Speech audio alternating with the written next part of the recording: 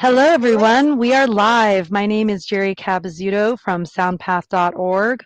I also run the Liberation Academy.education and God is Love, Truth, Freedom.com podcast, which I've sort of taken a back step to because Soundpath has been such a big deal. And I welcome my amazing friend, fellow, soon to be onboarded on the One Great Work Network content creator, Chris Callahan, who will be doing a presentation for us. Welcome.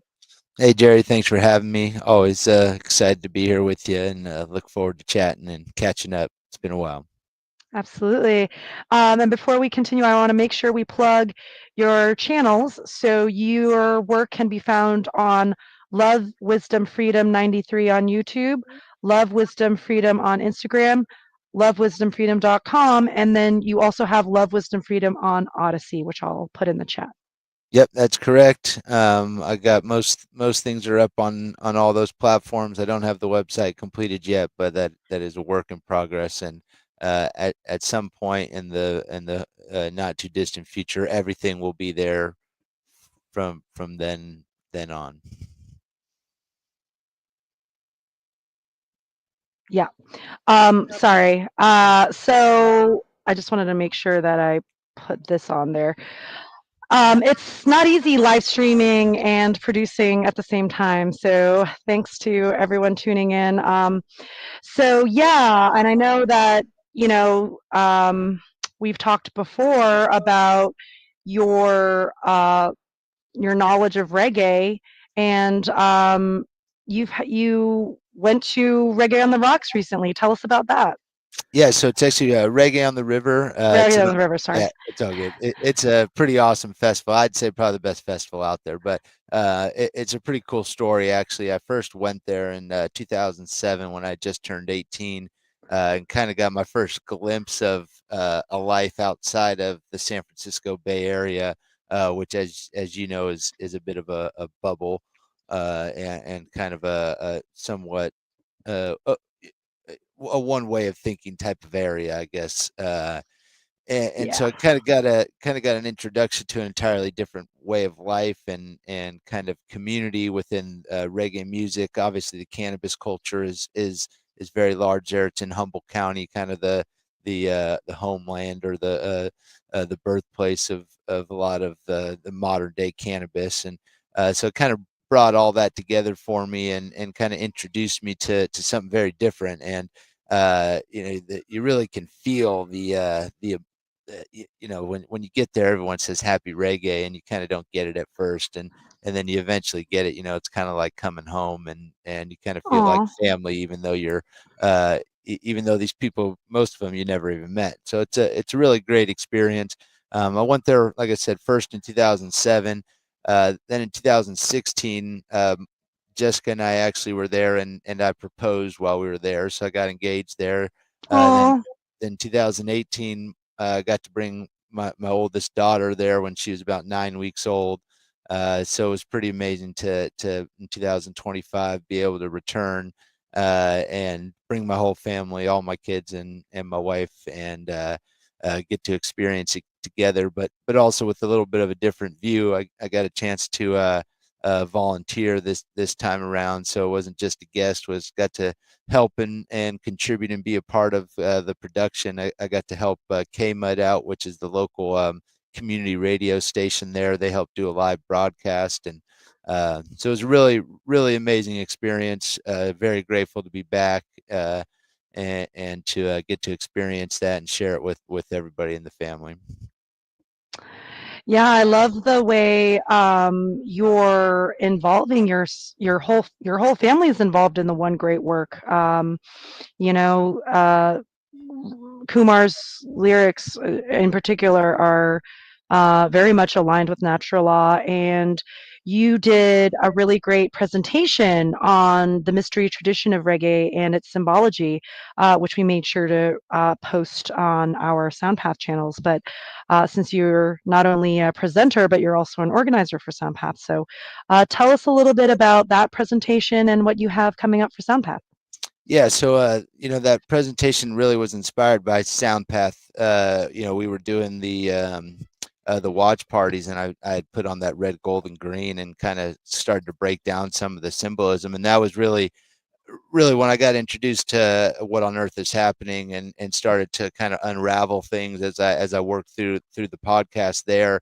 Obviously you get kind of a somewhat of an initiation into symbolism and the different mystery traditions, and kind of what the overall meaning and purpose of all of them is. And uh, as I learned that, and listening to reggae and trying to understand really what the message is in here, I really started to see that, hey, there's a lot of symbolism in here, and really the message seems to actually be the same. It's just it's worded a little different.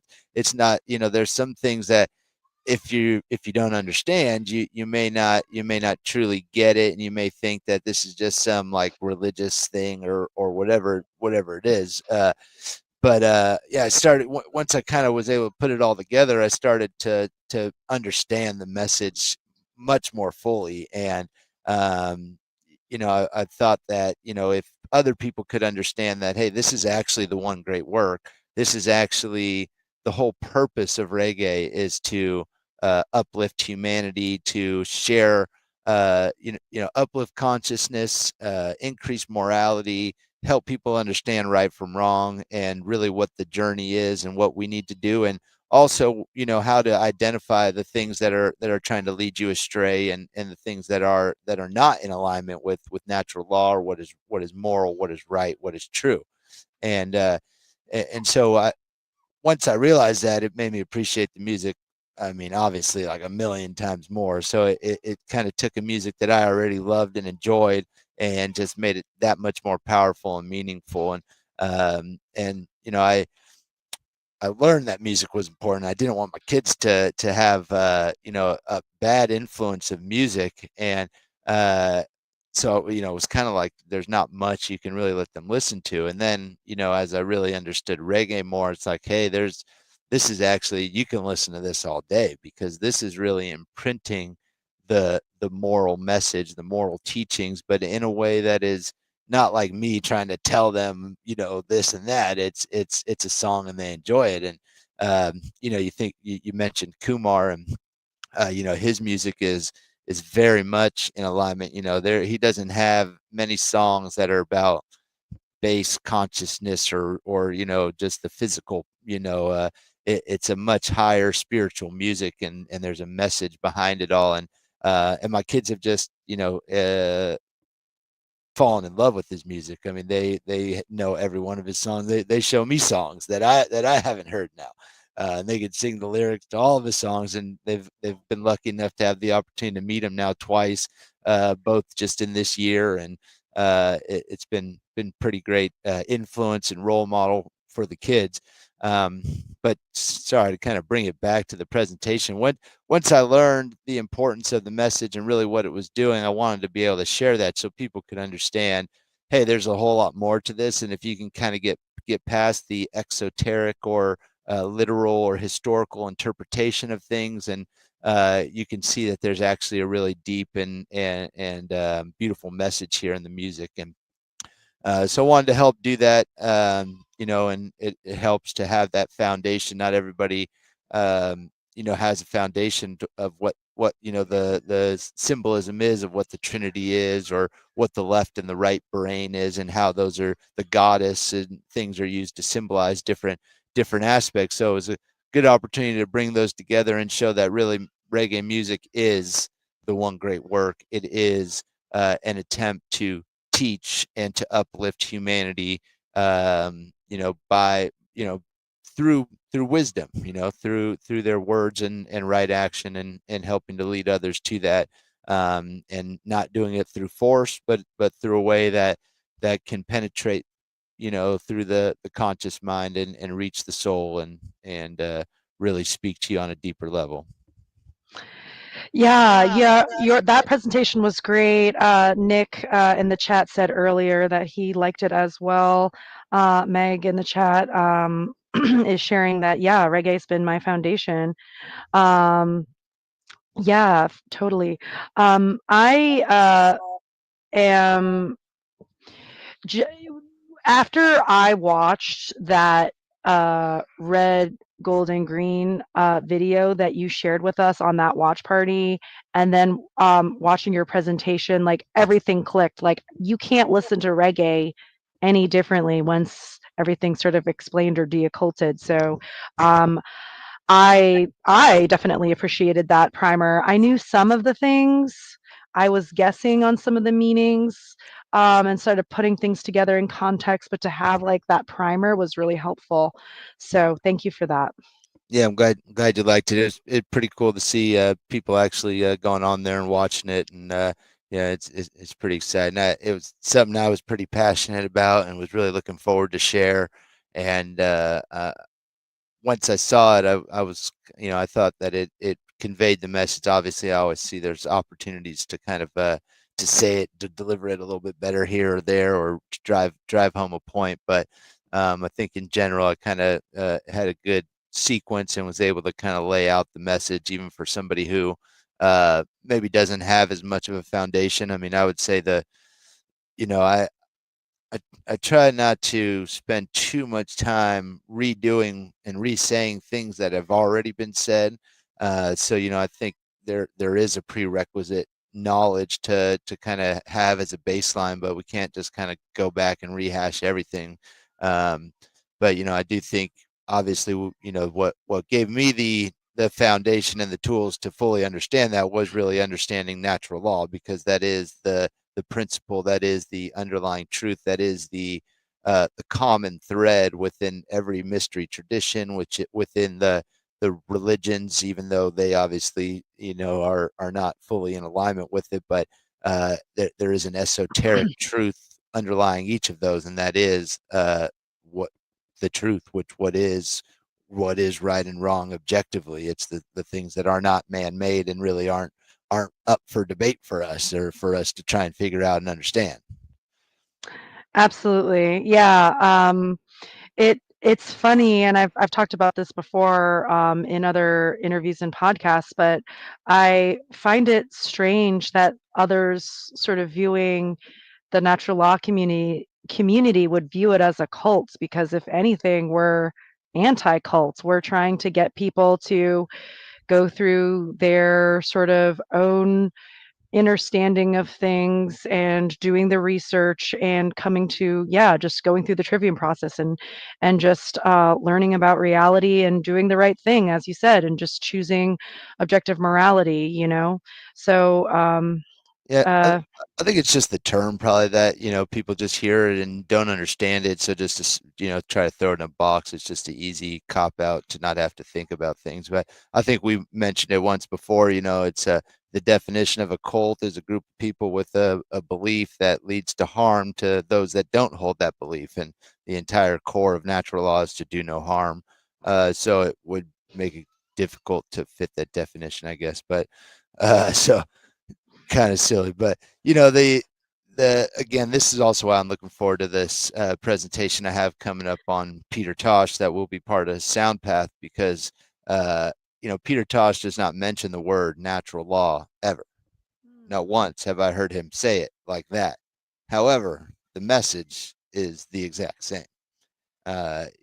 He's going to say it in different words and in different terms, but the message is identical. The message is there is right and there is wrong. There are going to be deceivers, and they are going to set up an entire system that is meant to drain the energy from the real people within creation. And there's all these imitations. He would say, cannabis or herb is creation. That is creation. It was put here not by man, by the creator. And there's all these imitations, like cigarettes and alcohol and all these other things. And yet society somehow is okay with these imitations, these cigarettes and alcohol, and these things that are destructive to the mind, the body, and the soul.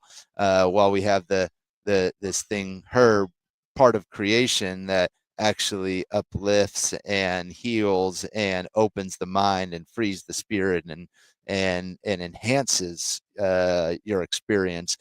And yet people have been brutalized and humiliated and thrown in cages, and I mean, the atrocities against human nature in the name of cannabis are immense, and that is the problem, and that is the message. They call it Babylon. It's the same thing as the Satanism. It is the force against creation. It is all of these things that have been created by man in opposition to what is nature, what is natural, what is true, right, moral. Um, and and we all are participating in these things that aren't real, as opposed to being part of creation. And it's getting back into alignment with creation, or natural law, or or God, or love, whatever you want to call it. But it's getting back into alignment with that force, and not being in alignment with all these inversions, these man-made inversions. Absolutely. And we're just so thankful that you're sharing this presentation with Soundpath. We're definitely excited to hear from you because you've done other presentations on sort of natural law across the ages. Would you consider Peter Tosh's work part of that presentation series as well for you? Yep, yeah, this will be episode 2 of my Natural Law Through the Ages series.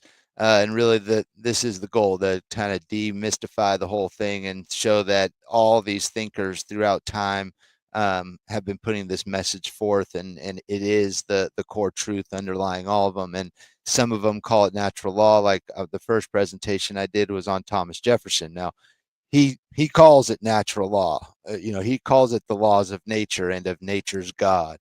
He refers to our rights as being derived from the laws of nature, and not as a gift of our chief magistrate. He doesn't.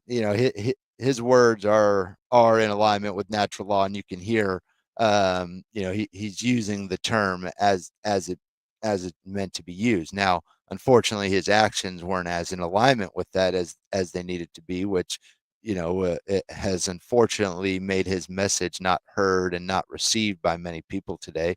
But then, yeah, I'll contrast it with Peter Tosh, which again doesn't use the term natural law, but he does refer to universal laws, and a higher law, and he refers to our rights, and he even calls it, the video, which is I put even included in my the mystery tradition of reggae video. He says, everyone has a constitutional right. Now, he's not talking about some written constitution. Like, our body, our life, we have a constitution. And by Mm. that life, with that life comes rights. And that it comes the right to live that life, which is liberty. It's the right to do as we so choose, so long as we don't harm somebody. That Right. is, and that is our, he says constitutional right, but he's talking about our natural rights, our rights from natural law that come from the creator. What Thomas Jefferson would have said, the rights that were endowed by our creator. So they're saying the same thing. Peter Tosh say, I'm not in this world to live up to your expectations, and neither are you here to live up to mine. It's the same thing as Thomas Jefferson saying, we have rights to life, liberty, and the pursuit of happiness. We're just saying the same thing, just in different terms. Yeah, I'm really excited by this presentation series that you're doing in general because A, you're super thorough and you're definitely, we met through the how to become the true media.com class, and seeing you as a fellow student grow in your use of technology is just so awesome to see. And your presentations are great, man. They're definitely on point. Oh, rite of passage for Chris and Jerry. That's nice. Yeah, so um, yeah, and I just think it's really important that we stress to humanity through your work, especially. Hey, people following natural law today. This isn't new. This has been going on. This isn't one person. This is a whole long line of truth tellers over the ages, as you say. So, um, yeah, very very excited by this. Yeah, I'm happy to just kind of have had the idea kind of come to my head, and just fortunate it kind of came at the time while we were taking the how to become the true media. So I was able to kind of learn some skills and kind of put it into play as I was doing it. Um, it really, like I said before, you requested to interview me was what kind of got me to get my camera and kind of got this ball rolling, and then I was like, well, I guess I should just do this, and I guess at this point I've just accepted that part of my duty as a human is to try and help, and the obviously the most effective way to do that is through the internet and by trying to put some thoughts in a more formalized way. So I've just accepted this. What it's just going to be a part of what I have to do, and it's I'm kind of over being worried about it. It's just what it is now. I kind of look forward to it. I have different things. I've liked to do research. I enjoyed some parts of school and doing research on things and writing papers, and so I kind of get to do that. But on things that actually matter and have an opportunity to push humanity forward. And so I'm grateful for the opportunity. I'm grateful to be on the other side of things and not still on the path I was on. And um, Mm. if we just need to try and put some good messages out there, and a great way to do it's through the music. So I'm super happy that the Soundpath thing is going on. Really, it's inspired me. I got myself a little drum set. I got my kids some bongos, and Yay! I got myself an old mixer that I used to have. So I'm What? gonna just start playing around and see what I can Mhm. do. This is new. Yeah, even if I just well, I realize like reggae music is the great work, and so if I can Yeah. put more reggae music out there into people's ears that aren't getting that it's not there, then it has the opportunity to help move things forward, and it does in a way that I enjoy Mm. doing anyway. So, uh, Aw. there's ways to make the one great work enjoyable and just another part of life, and it doesn't have to be this huge depressing thing that has to like consume your life and make you think everything's going to shit, because it's like things have been going to shit forever. So Right. uh get to work, as Peter Tosh would say. I'm going to testify what Jah has done for I. We need to uh, we all have been blessed with this life and this opportunity. We need to show a little gratitude, and easiest way to show gratitude is do good works. Like Peter Tosh would say, stand firm, let your works be seen. There's not I it love does that. You don't have to worry about some doctrine or some religion or anything like that. We just need to worry about doing what's right. And it's like once you figure that out, it's simply put some information out to help other people get there, because if we could all just start doing what's right, we could be free, and like Right. that'd be a whole lot cooler than where we're at. Yeah, this isn't hopium. We can do this. We're in a great window where AI hasn't completely tyrannically taken over everything. We can still use it as a tool for right purposes, correct purposes, morally virtuous purposes, and yeah, just spread the word. It's the easiest time to do the one great work, actually.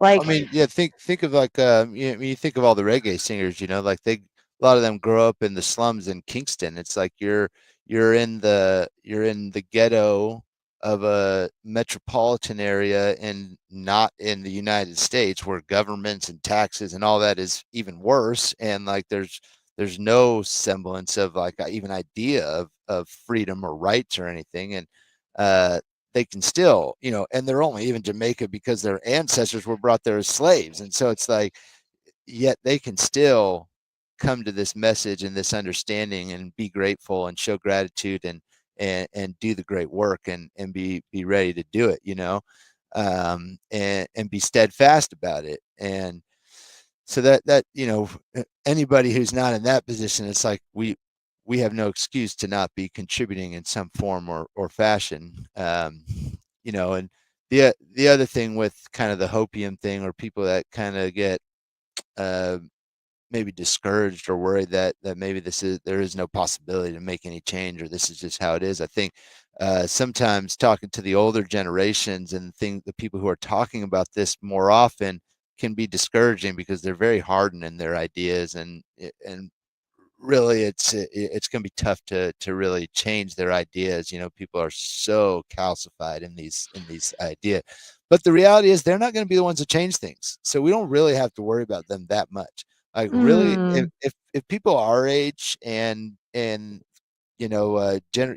whatever, millennials or whatever, and younger, can start to figure this out and spread this message. Like, most people, these generations and below, realize that the older generations did a lot of things that were stupid, and like whatever they did, it really wasn't that great, and we don't really want to follow that.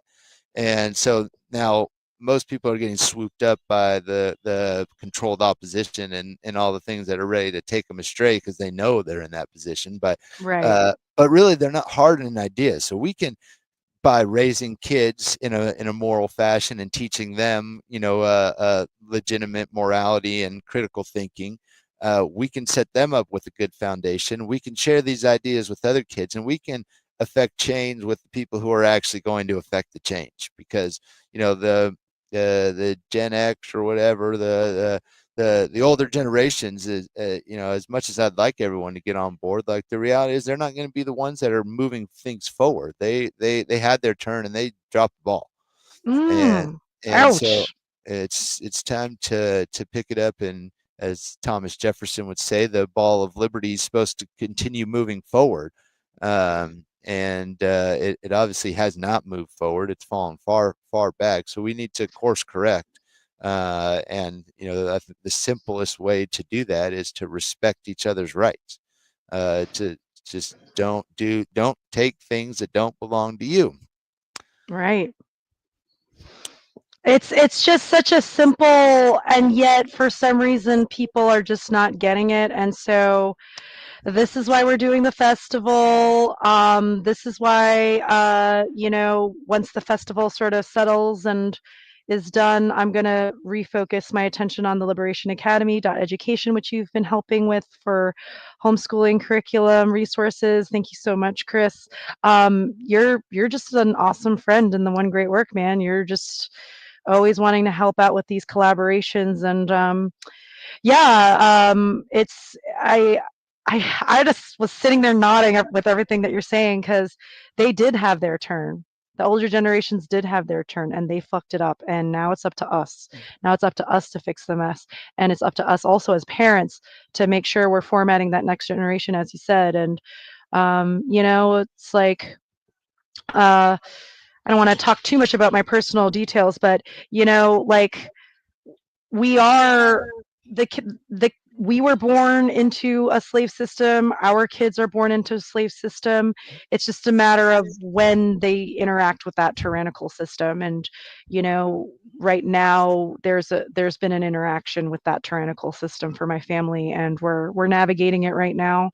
And it's like, I was on Sarah Cross's podcast, Crosstalk. She and I were in the middle of having this great discussion about overcoming evil, and all of a sudden my internet goes out right when I'm like talking about how I want to inspire other people to do festivals and community events and so on and so forth. That's when my internet cuts out, and then right when the show ended, my internet went back on. So we're definitely being, messed around with, fucked around with, I'm going to say, since I'm so used to talking on radio in certain aspects and then censoring myself and then blah, blah, blah, blah, blah. So, but we don't want to censor ourselves. And there's definitely soft censorship happening with Soundpath. I'm learning through talking with Joshua Hale, who's been an amazing partner with us in marketing Soundpath. He's given us so many great ideas, so many great resources. Um, you can check out his work at joshuahale.io or beyondthematrix.info. Um, he was talking about how, this festival is firstly insane, that where it came from, conception for me right after Funnel in March to execution in August, like with a voluntary team and no budget. Like, that's insane. It's true. It is insane. But, we all need to find that strength within ourselves to build communities, whether it's through school or unschooling, homeschooling co-ops, whatever you want to call them. You know, growing community gardens like my partner St. John's doing with artgardens.net. Um, you know, and animal rescues. What we're doing with music. I mean, there's just so many opportunities to spread the message. And like you said, you can have fun with it. You can involve your kids with it. It doesn't have to be this. I think joy is a form of resistance. I find myself saying this and repeating this more and more often. You know, we really um, just finding that gold pill, that alternate between the dialectics and just rising above it. What are your thoughts on all these topics that I broadly spread? Yeah, I mean, like Peter Tosh would say, we're born in the shit stem, and once we come to understand the situation, we have to sing the music, and Oh, that's basically what we need to do. We need to do it in one form or another, and the whole point of like how to become the true media is to inspire people to do this in whatever fashion that suits them, because there's some people who share things. There's some guy who shares stuff. I think Dennis on the Gilded, and it's a lot of these parables. And Jessica loves them. She reads all of them. They're like uses oh, superheroes and great allegories. And she's reading his book now and loves this stuff. It not something that piques my interest, but it gets the message to her and she enjoys it. And then something else piques my interest and is something that I'll listen to and pay attention to. So the goal is to have everybody creating in their own unique way. And that is also what reggae music's trying to inspire too. We're supposed to be uh creating a space for the youth to lead the way, and through their creative cultivation of the nation is the mission. That's John 9 there. But it's so we're trying to inspire everyone to be creative in their own unique way, and to do it in a way that can help uplift humanity and capture another segment. And I think bringing it in person is necessary, because we can all have interactions online, and if it doesn't translate into real life, then it's really not that valuable. Like I want to be free in real life, not on the internet. Uh, mm. so it's, Dude, you're coming up with all kinds of mic drops. Keep going. but really, it's like I don't. This is the means to reach the most people, but the point is to reach the people so that then we can go out and interact properly in real life, and then we can actually just interact and be free, and things can be voluntary, and like we won't be getting stolen from, or uh, you know uh, harassed for smoking cannabis or something. Like they're all these things. Like in these little small towns out here in Missouri, they slow you down to 35 from 55, and the cop's just sitting right there. And it's like, oh, you're sitting right here just to steal some money from someone so you can pay your salary to sit here and steal from the next guy. And it's just Right. like, what? Why do we exist? How do we live in a free country where people will run around stealing from you because you don't have the right color sticker on the back of your car? Oh yeah, totally. And you can definitely go down that sort of sovereignty, which we found out is a soft censored term. The term sovereignty is a censored term. So that's why Soundpath has become a censored term. We've noticed some things, funny things happening on certain platforms and URLs, which I can go into at another time. But all this is to say, like we're really, we're in a spiritual war. Yes, it's online, but I totally agree. Having that in-person experience, hugging people, forming human connections, conversations, relationships, like how do we build a community if not in person? Like eventually we're going to have to meet in person, and like that's why it's so important that this event be hybrid. It's humanity's first hybrid Truth and Freedom Music Festival ever. Yeah, well, We're doing it. like Peter Tosh would say, if you can't feel it, you can't know it. So when you come together in person, you can truly feel it. I'll bring it back to Reggae on the River. When I went there that first time, it's hard to.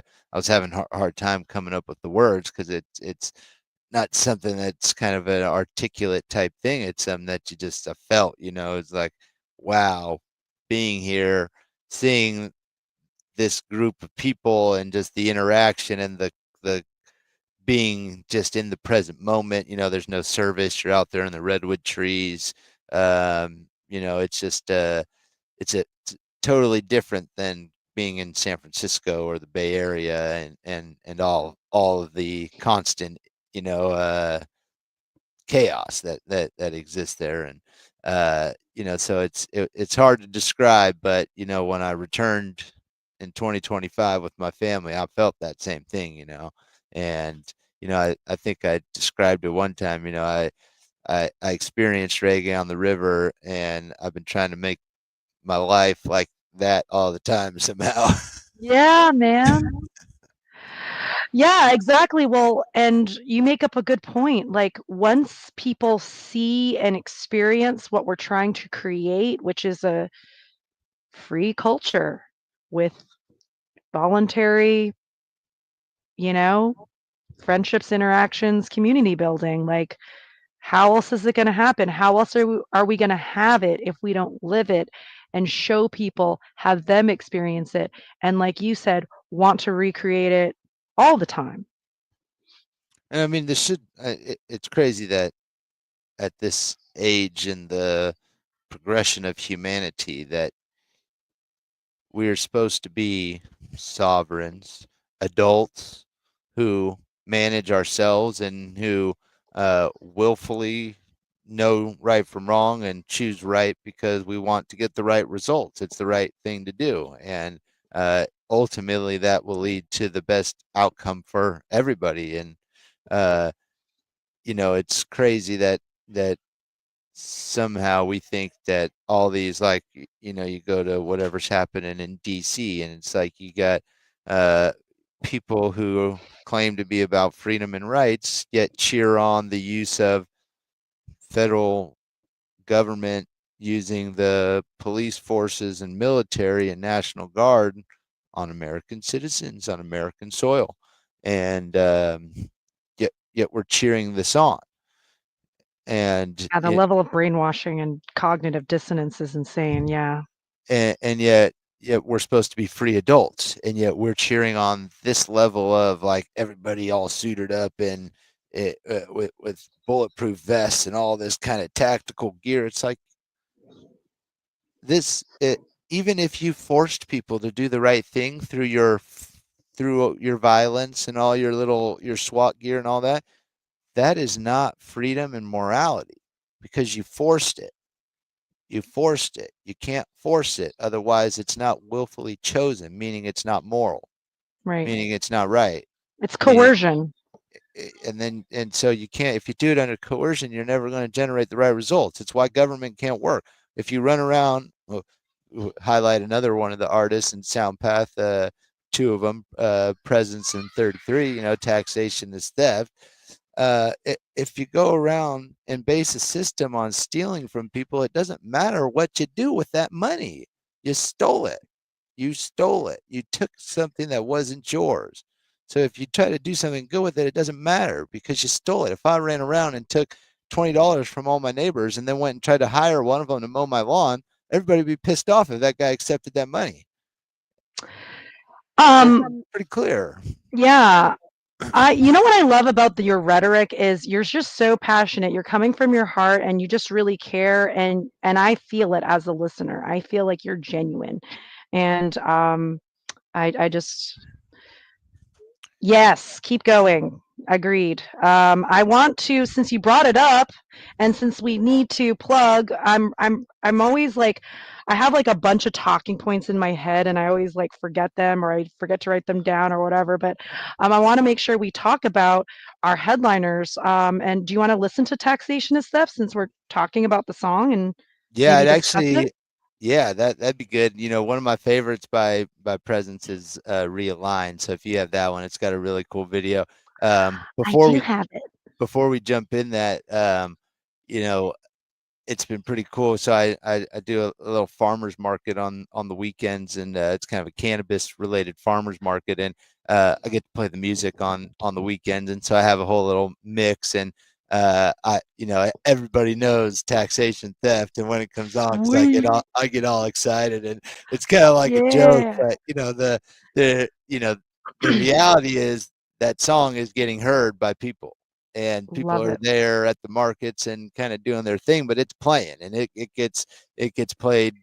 I mean, it probably at least every other weekend, and so Awesome. there's repetition. People are hearing it, and the idea is getting put in people's minds, and sometimes it just puts it there. Sometimes people go home and think about it, and it there's opportunity everywhere. And when people make beautiful songs that have great sound, with this good message, and they're catchy, and this is why music is such a powerful tool, because you're just walking around, my kids around, taxation theft. And it's just, Totally. they're not going to forget that. And it's not because I was Right. like, hey kids, you really need to understand taxation is theft. It's Right. They don't even, yeah. But it's at a least scam.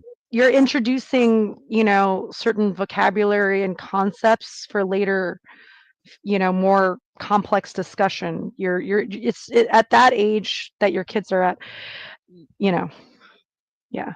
Laying Um, down the format. exactly. Okay, cool. So yeah, let's check out Taxation of Death. And I also love that Realigned song. That's one of my favorites too.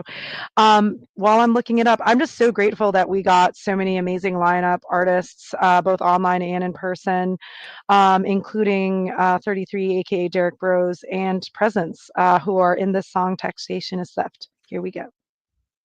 That taxation theft and that government is slavery.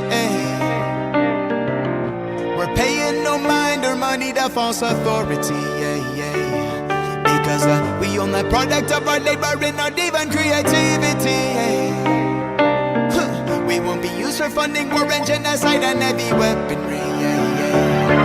Taxation theft. I won't be paying no money to fake authority.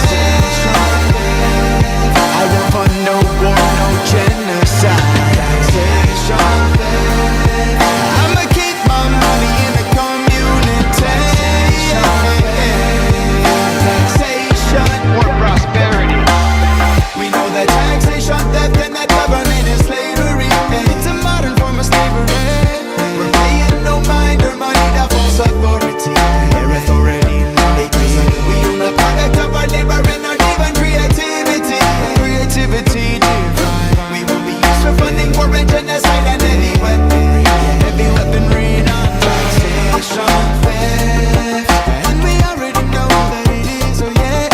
Taxation theft. Taxation is theft. Taxation theft. I won't be used for funding war. Taxation theft. Taxation. From the day you were born, the system treats you like commodity, taking their cut, every transaction, every quantity. Tax on what you earn, on what you buy, and what you sell, on what you own, on what you inherit. This shit is on that atrocity. That don't even include the hidden tax, that of inflation, when they put money and take a luxe vacation. They counterfeit a couple stacks of more and spend it on war and correspondent media campaigning. Most people know that it's a wrong to rob their neighbor, but they think that it's alright if the govy wrote it down on paper. Programmed to believe that slavery a racial issue, whites versus blacks. Either way they mass to get their revenue. Either way the subject is you, until you choose to own yourself and everything you do. You stop being subdued by the coercion of the few and break the bondage and acknowledge your inherent worth too. Let me see if I can help you grasp what we're saying. Politicians take your money, more for the slaying. While our people suffer, the fat cats they ignore. They got money for wars, but can't feed the poor. Taxation is theft, and some call it extortion. Involuntary taxation, pro-lifers pay for abortion, while non-smokers pay for tobacco subsidies, and vegans funding animal inequalities. Steal from anti-war activists to pay for violence, and people wonder why the streets are filled with riots. I do not consent, and I will not relent until all my brothers and sisters repent. This is our time to reclaim our worth. Together we can have what we deserve. One by one, let's take our money from the banks. Let's see what they do when they got no money for tax. We know that taxation theft and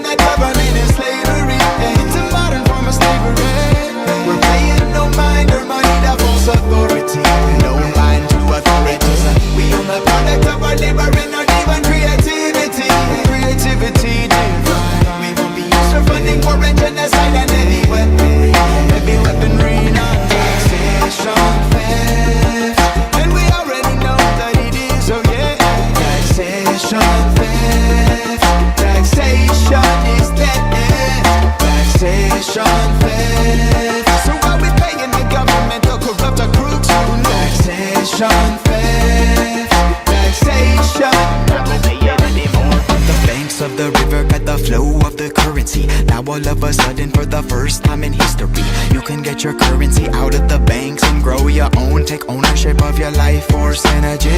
Even back in the days of Rome, they used silver and gold to protect against the parasitic entities. So now I use ancient and modern technology, stacking precious metals and crypto. Crypto is my philosophy to thrive and prosper through to the coming apocalyptic collapse. Monero being used to the counter economic attack. Living life like a certain Samuel Edward Conkin the third, inspired by the agora, the free market's absurd. The Ross Orbi still locked up for just creating one. Countless other men and women lives ruined or done. For heaven's sake, let us engage in voluntary transactions. No criminal in the middle taking The sickest thing of all is we're playing a role. They ain't just taxing your wallet, they tax your soul. Some turn a blind eye to the crimes they fund. By taking from your wallets, they buy the guns, the bullets and the bombs, they keep raining down on the innocent children. Victims go in the ground. I'm praying for the day the atrocities will cease, whether it's the government man or the violent police. We're capable of more, but I know it seems difficult. Like a better humanity almost seems mythical. Together we have the power to rise above. Reject the hate and division, we can choose love. Let's build a foundation that stands the test of time. This means resist taxes, don't give them a dime. We can build a world based on morality and consent. The march to the new world order, we can prevent. We know that taxation, theft, and that government is slavery. And it's a modern form of slavery. We're paying no mind or money to false authority. I pay them no mind or money, yeah. Product of our labor and not even creativity. Creativity, we getting used for funding war and genocide and heavy weaponry. Heavy weaponry, not taxation. I won't be paying for no genocide in Gaza. Taxation. I won't be paying for a proxy war in the Ukraine. Taxation. Authority comes from myself, from within. Taxation. Taxation. Yeah.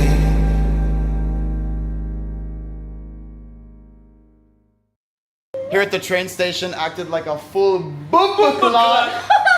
Left my $3,000 guitar on the train. We're hoping someone can grab it before we have to catch this next bus. Boom! I love that video. He's really cool like not in person, on the phone. Like he's very like, as soon as he knew that I was like, we're basically doing a Natural Law Music Festival and we want you to be a part of it. He's like, oh yeah, I'm on board. Like I love Mark Passio's work. Like, and I was like, it's it's in Oaks, Pennsylvania, near where he lives. Like you can say that to him in person. You know what I'm saying? So it's going to be awesome to have everyone come together. Go ahead, Chris. Sorry, it looks like you're muted.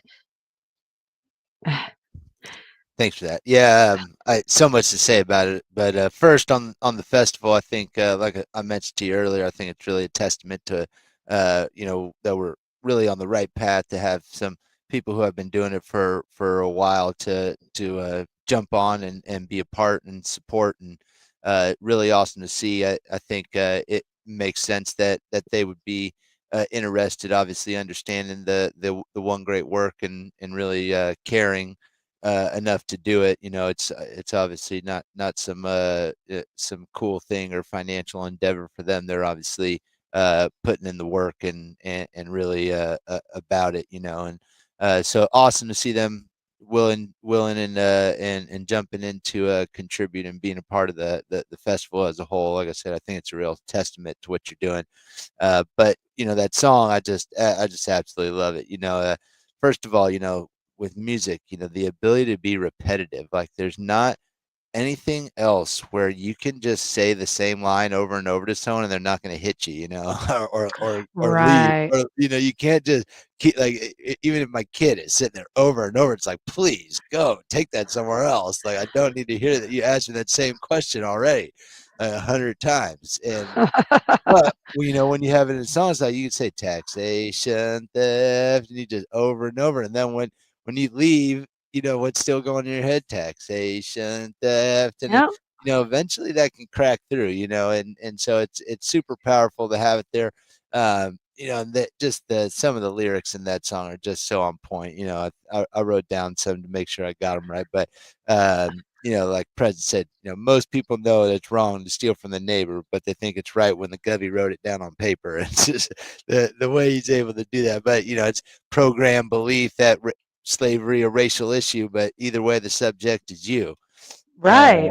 They're always getting paid, and we're all fighting over it. And it's like it should be pretty basic that you shouldn't steal from your neighbor, and yet we all believe it's okay because the government writes it down. And somehow, if a bunch of people sit in a building and do a little ritual, somehow that changes morality and somehow supersedes God and creation.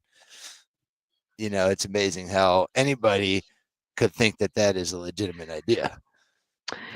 Yeah. Yeah. Once you see it, it's like, how did I get brainwashed and hoodwinked for so long? Like, how did that even work? And then anyway, so Yeah.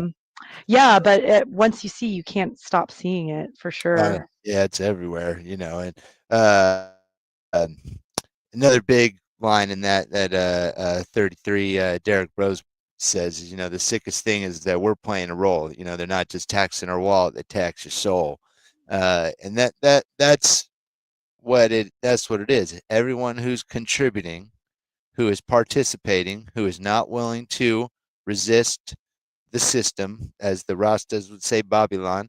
If you're not willing to stand against that and resist and not participate, then it's your soul that they're feeding off. That's the tax. That's what Oh, they're after. Because at it a yeah. little bit at a time, as you every day you put that suit on and go into that job and go collect that paycheck and have those taxes withheld, you are participating. You are a part. You are a cog in the system. You are a pawn in their game. You're on the checkerboard floor and you're getting played. And Mm, we gotta it would be a whole lot less scary for other people if everybody just did it. We just do it real fast. I'm really excited to hear what creations you make with your reggae endeavors with your family and stuff. I'm gonna have a whole reggae band here soon. Yeah, man, just make the band. Just Yeah, make it. Yeah, I'm man. working on it. Yeah. Yeah, that's great.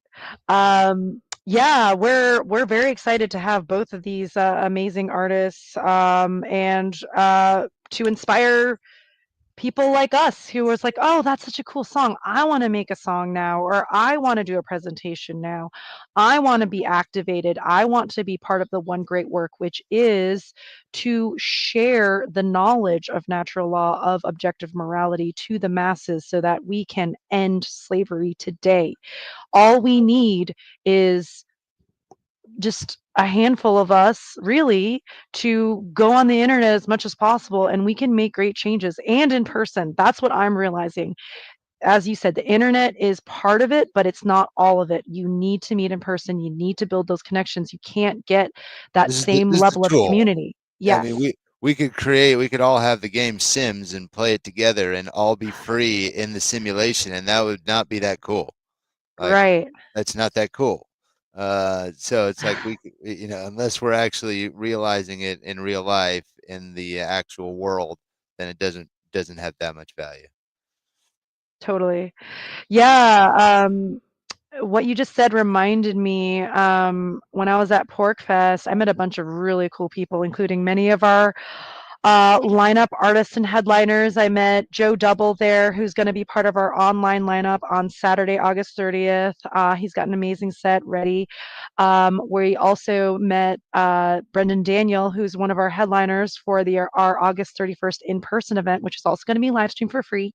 So if you can't come to Oaks, Pennsylvania, or can't afford a ticket, that's fine. You can still enjoy the concert. So Brendan Daniel I met there, and then Lady Maverick, amazing female MC rapper, has worked with all kinds of other artists, including Diesel Automatic, which we tried to get in the festival, but it looks like there's some sort of, we weren't able to get it done this year, but that's okay. We always have next year. And yeah, with 33, aka Derek Bros, presence, we have our very own One Great Work Network content creator, Conrad Ragos, creating an album called Soundpath for Soundpath. Joe Murray on the One Great Work Network. Did I forget anybody?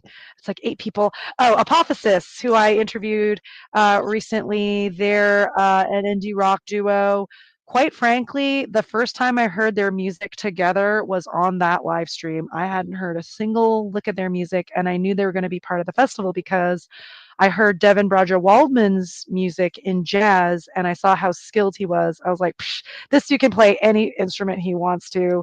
He's definitely got a solid foundation in music. Like he's like any band project that he's involved with, and any partner he chooses who's also a musician is like it's all going to be on point. And I was right; their music is on point. And so I was like, after that interview, I immediately was like, you're in the area, you need to be part of this festival. Like, let's make this happen.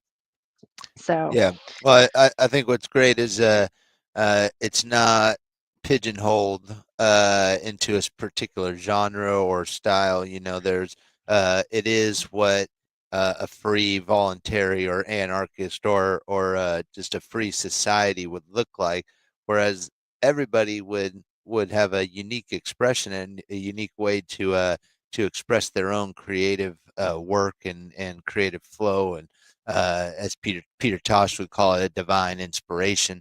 But each person is going to do that in a very unique and different way. And the only thing that needs to, that is consistent or present with all of them is the principles. The first things, and that is the natural law. If we just have those basics of right and wrong, then we can tell the story in whatever way we want to do it. And so it really highlights, it shows the principle of correspondence. This is what society would look like. It would be unique in all these different styles and takes on it. But we would have one foundation, and that would be our principles. yeah, I totally agree. I also forgot to mention another amazing headliner who we added recently, Tatiana Moros. She is a country singer with albums behind her. She's got Truth and Freedom lyrics. She's the real deal. Um, really easy to work with, very flexible on things, and wants to be part of this. So, like you said, I think the cross genre aspect is so key. And like, I mentioned this in my interview with Sarah Cross earlier today that just having people listen to all kinds of genres, but hear the message as the underlying current throughout forces people to consciously pay attention to the music, to the lyrics in a way that they wouldn't otherwise. And so we're kind of socially, in a positive way, socially engineering people. We're formatting chronologically aged adults today that are spiritual children and may need that kind of programming where we're singing songs to teach natural law now, and like I kind of think like my background in teaching and like, coming into the One Great Work, I'm like, it's not that much different from teaching. You just like kids. You just basically like, let's sing music now. Let's keep it in your mind that Taxation, way. Yeah. theft, yeah. But it is a powerful way to do it. But Yeah. I think it's just cool to have all the different styles together because Right. um, really, if our thoughts are so important and our thoughts are, some people just think we have thoughts, but it's like there's all these inputs that are brought onto us through media, through interactions in life, through whatever it is. The inputs, our five senses, how we interact form our thoughts, and so the what we take into ourselves is going to affect our thoughts, and that's going to affect our emotions and then our actions, which is how it generates the actual experience that we're in.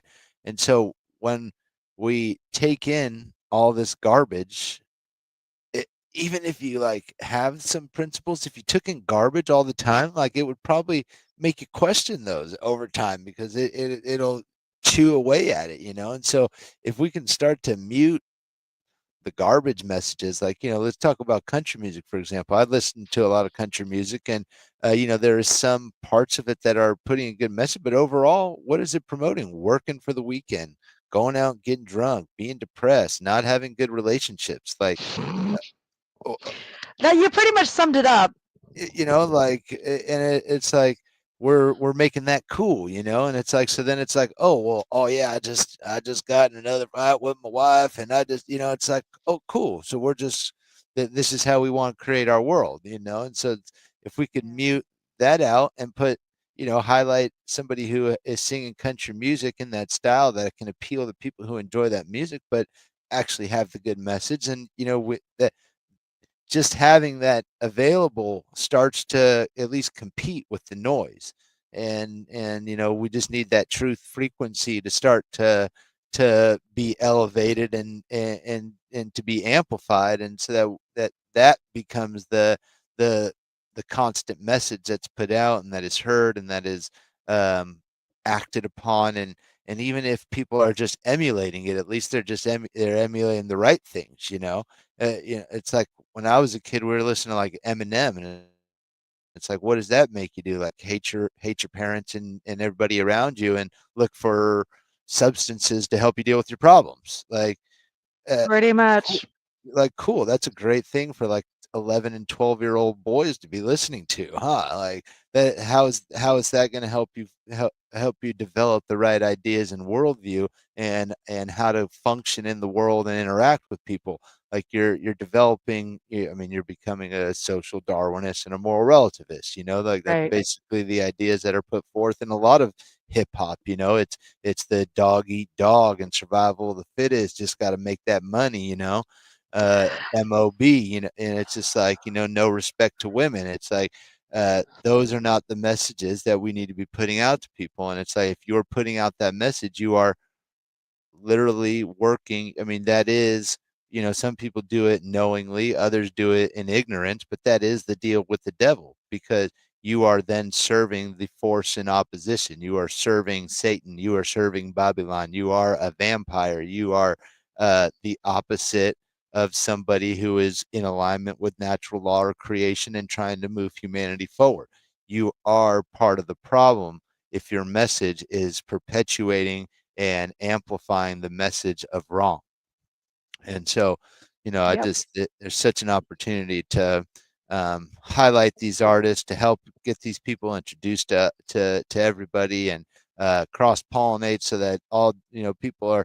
I stopped listening to hip hop because I recognize how terrible the message is and the worldview that it developed in me as a young individual, and how much I had to unlearn because of that.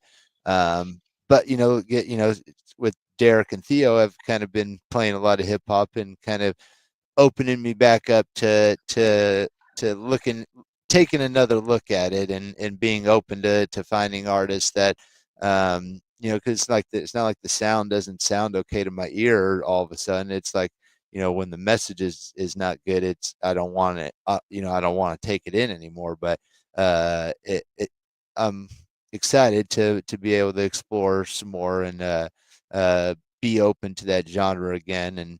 And it'd be great if there was tons of music in all these genres that had the moral message, because music is beautiful, and it's an enjoyable experience. It's a great way to enhance your real life, and it can also be a teaching tool and a tool to move humanity forward and to uplift humanity, and to it, you know it could be hitting on all the notes, the message, the sound, everything, as opposed to be a good sound but really leading you astray. Yeah, everything that you said, I loved, and this feels like a good time to play Realign by Presence. Cool. Yeah, I'm really I glad. love this song. Yeah, you want to talk a little bit about why before we play? Well, it's really what it is. We got to realign ourselves with the divine, and what is the divine? Is creation, is natural law, is Jah, is that's what we need to be aligned with. Nature, what is the natural way of things, and so that's what it is. The video is also really cool, and some of the way he spits the lyrics in this are just epic. He's where he says under a little bit of communism euphemism and a little bit of some symbolism, but he just I love that part too. yeah, what's great about Presence is it basically took the message without being encoded in symbols and anything. It's just straightforward. Just kind of like Passio did with all the mystery traditions. He kind of gives it to you straightforward. Presence is basically doing it, but wrapped in a beat that is kind of in alignment with kind of my favorite style of music. It seems like some of his influences are people like Kabaka Pyramid and Protege and some of the younger, what they would call reggae revival artists. And so it seems like similar influence, and then also a shared teacher. So it's pretty cool for me. I enjoy his music a lot, and this one especially, and also makes great music at the market. It sounds good. Good message. It's hitting on all notes. Yay, what an intro. Okay, here we go. Presence, realign. Choosing to realign ourselves with the divine, Choosing to realign ourselves with the divine, Mind control, I know my heart center is truly masterful, when I choose to realign.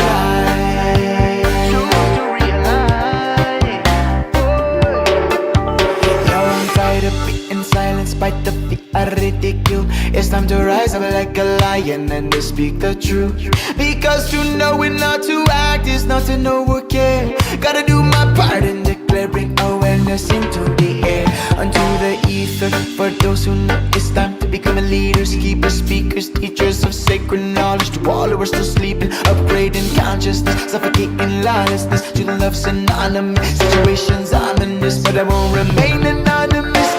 You were never gonna move this to geography, opening the words flowing like love. Money gonna be bound by dogma, no my gonna be natural law or karma. Typogram of the propaganda, raise the brain waves in the gamma. Rage slaves, picket cages, disengaging limitations. Skip a call of the new plantation. Are you in the same page, do you understand? Ego out of the way, spirit engage. Uncontrolled slaves be feeling enraged. Ego can't handle the truth of vibration, but I got no patience from their frustration, and I'm not giving to their temptation. We must unlock government regulation, conscious life is the real education. Cause anybody who subscribes to an institutionalized belief system is under mind control, Anybody who subscribes to an institutionalized belief system is under mind control, When I choose to realign to my inner guidance, I know my heart center is truly masterful, When I choose to realign.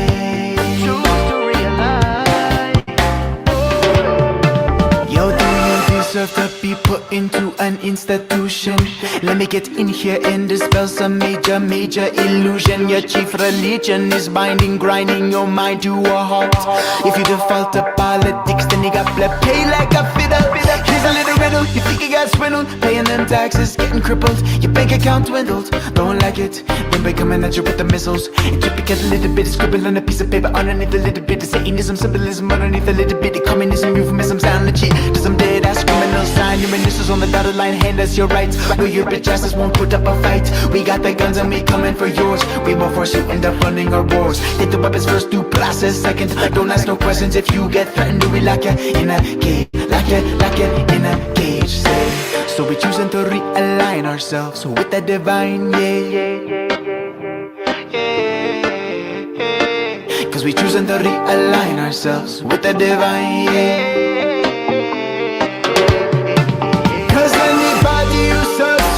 to an institutionalized belief system is under mind control, Anybody who subscribes to an institutionalized belief system is under mind control, When I choose to realign to my inner guidance, I know my heart center is truly masterful, When I choose to realign.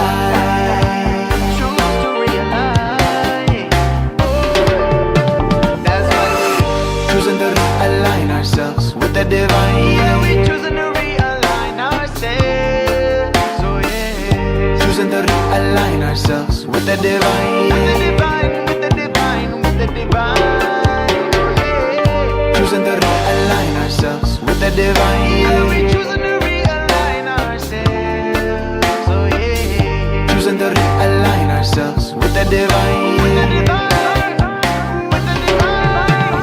Oh yeah.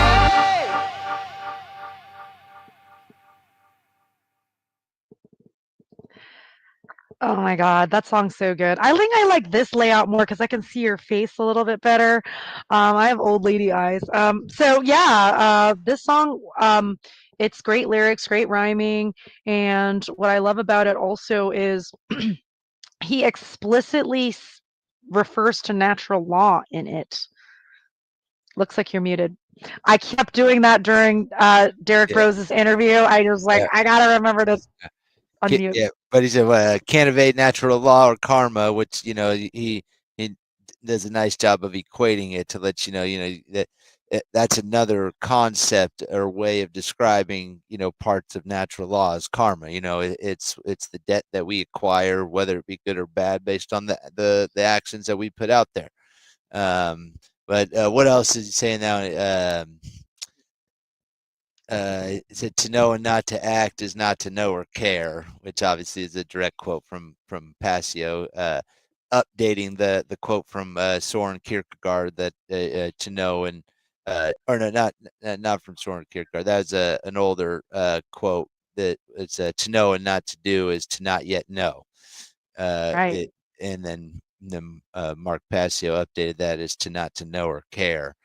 So I like that. Obviously he's got the quote there, and really that's so much because it is so frustrating when you talk to somebody who seems to understand these things, but is um, thinks there's really nothing to do about it, or just accepts it or something. It's like, dang, that is got to be the worst place to be. It's like, wait, you actually see it, you actually get it, but you're not going to do anything. You're just going to continue to go to your job and dang, you know. Yep. Yep. And so I've been in that. it's hard to kind of figure out how to get there. I mean, maybe having kids is part of the influence or reason why there's a little more urgency to act, I guess, in my part, or versus some other people. But it's not like you have to have kids to care. Once you realize, like Peter Tosh said, I've been reincarnated here billions of times. So it's like you think of how old the Earth is.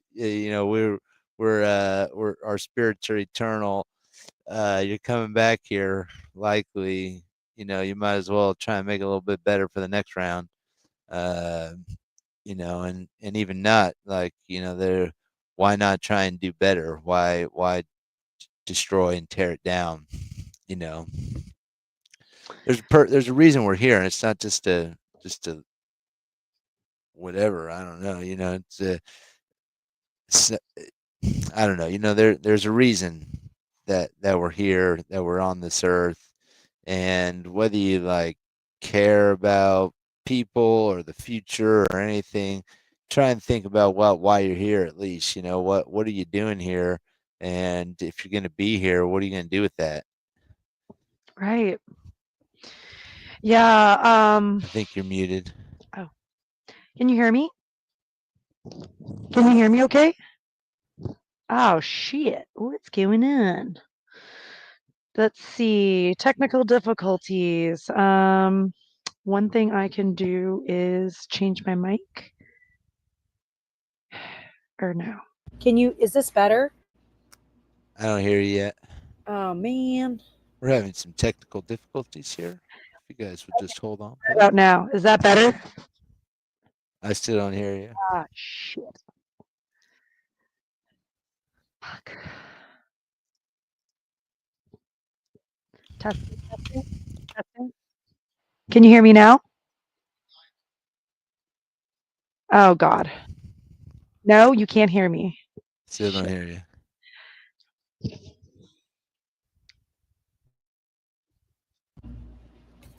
Okay. So we'll try this way. What about no? Still don't hear you. You can't hear me? No, I don't hear you. Maybe it's on my end.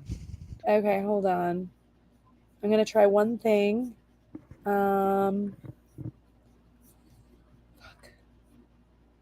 Okay, sound. Testing, testing, testing, testing. Okay.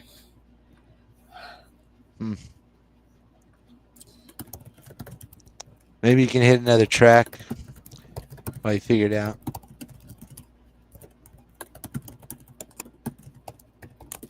Maybe a good Peter Tosh.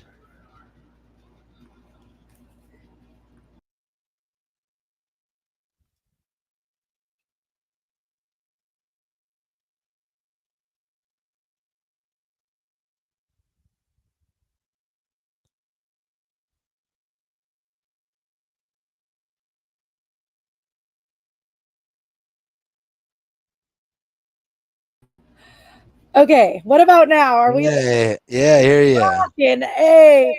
It's like what Mark's taught us in the How to Become the True Media course. How to Become the True Media.com, people. Check it out. Great course.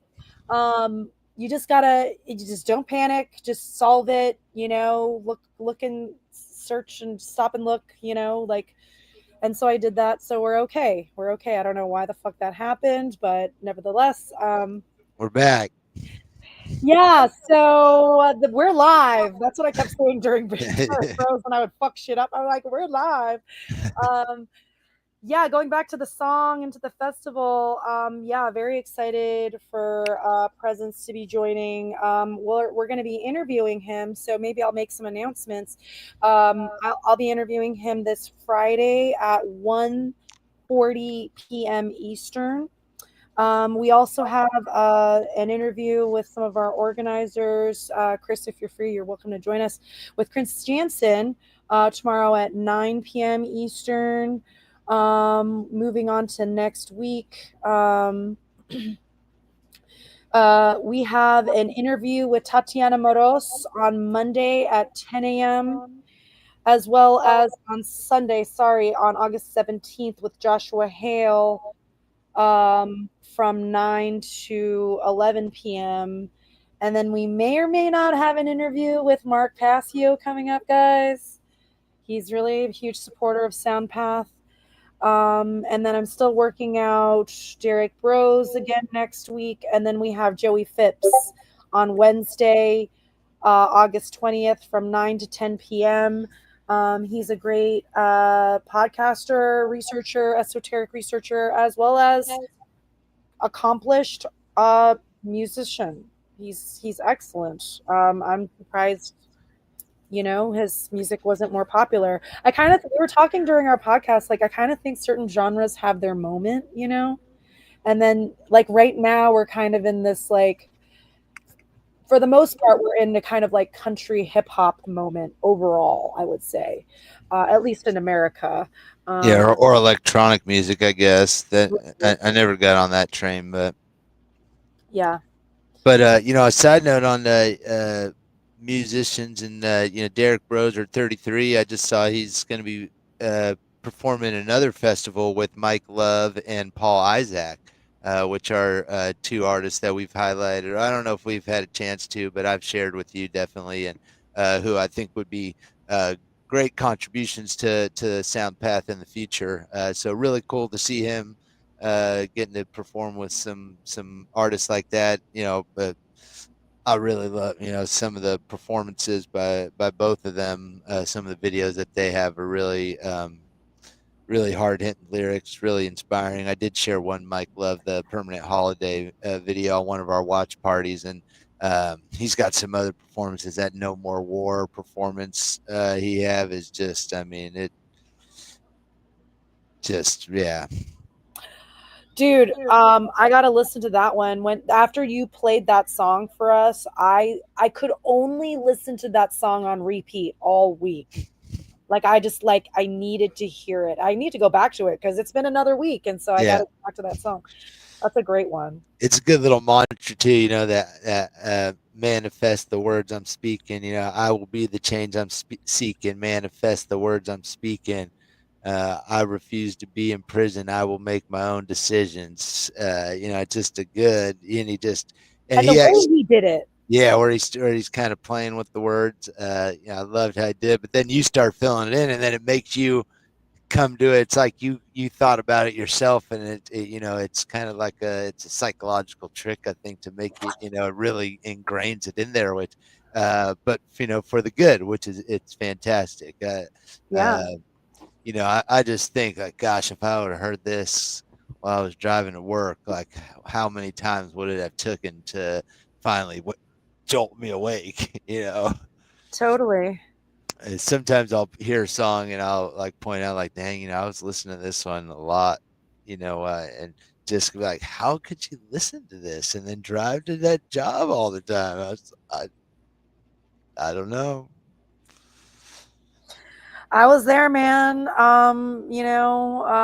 While I, told myself I was a good person doing moral work in an immoral system as a speech therapist and special education teacher and a general education teacher in the public schools, while I was doing sort of unschooling methods in my sessions, I brought the kids back to prison. And what prison librarian is freeing prisoners? And once I realized that about myself, I was like, oh, I'm a shitty person, actually. Yeah, I was trying to convince myself I could be a moral financial advisor, which I mean, I think as far as being in the profession, I did it, as morally as you can, while still participating in it. But I, I at least made the decisions that were in the client's best interest. But uh, even at that even at that level, you're participating in a system. Like when I was working at Merrill Lynch, we were during 2020 21. We were having phone calls with the CEO of Pfizer and BioNTech, who are manufacturing the things for Pfizer, and they're telling us, nice natty lost shirt or hat.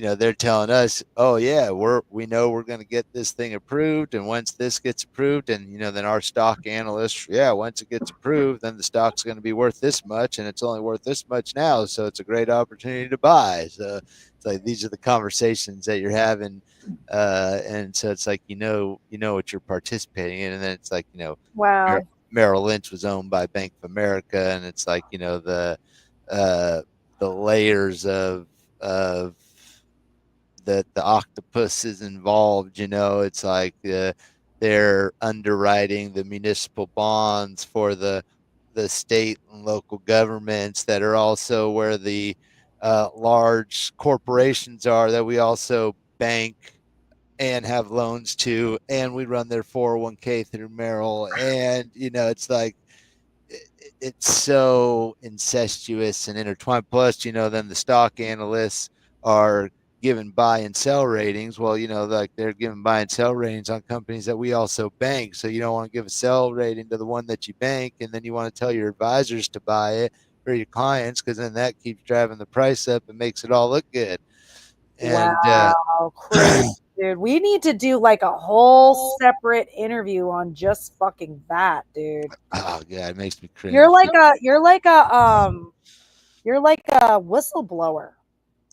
Yeah, I mean, I guess I was, yeah, man, that whole, like what they did during, they were, threatened my job and tried to tell me I had to get a shot. I had my direct manager, calling me on my personal phone multiple times, telling me like, what do I got to do to get you to do it? Like, I need it. I need everybody, because she's getting her bonus based on what percentage of her underlings have taken it. They made everybody to go back into the office. They made every single person fill out a form online, and basically a attestation that you either have or have not um, gone and got their little thing.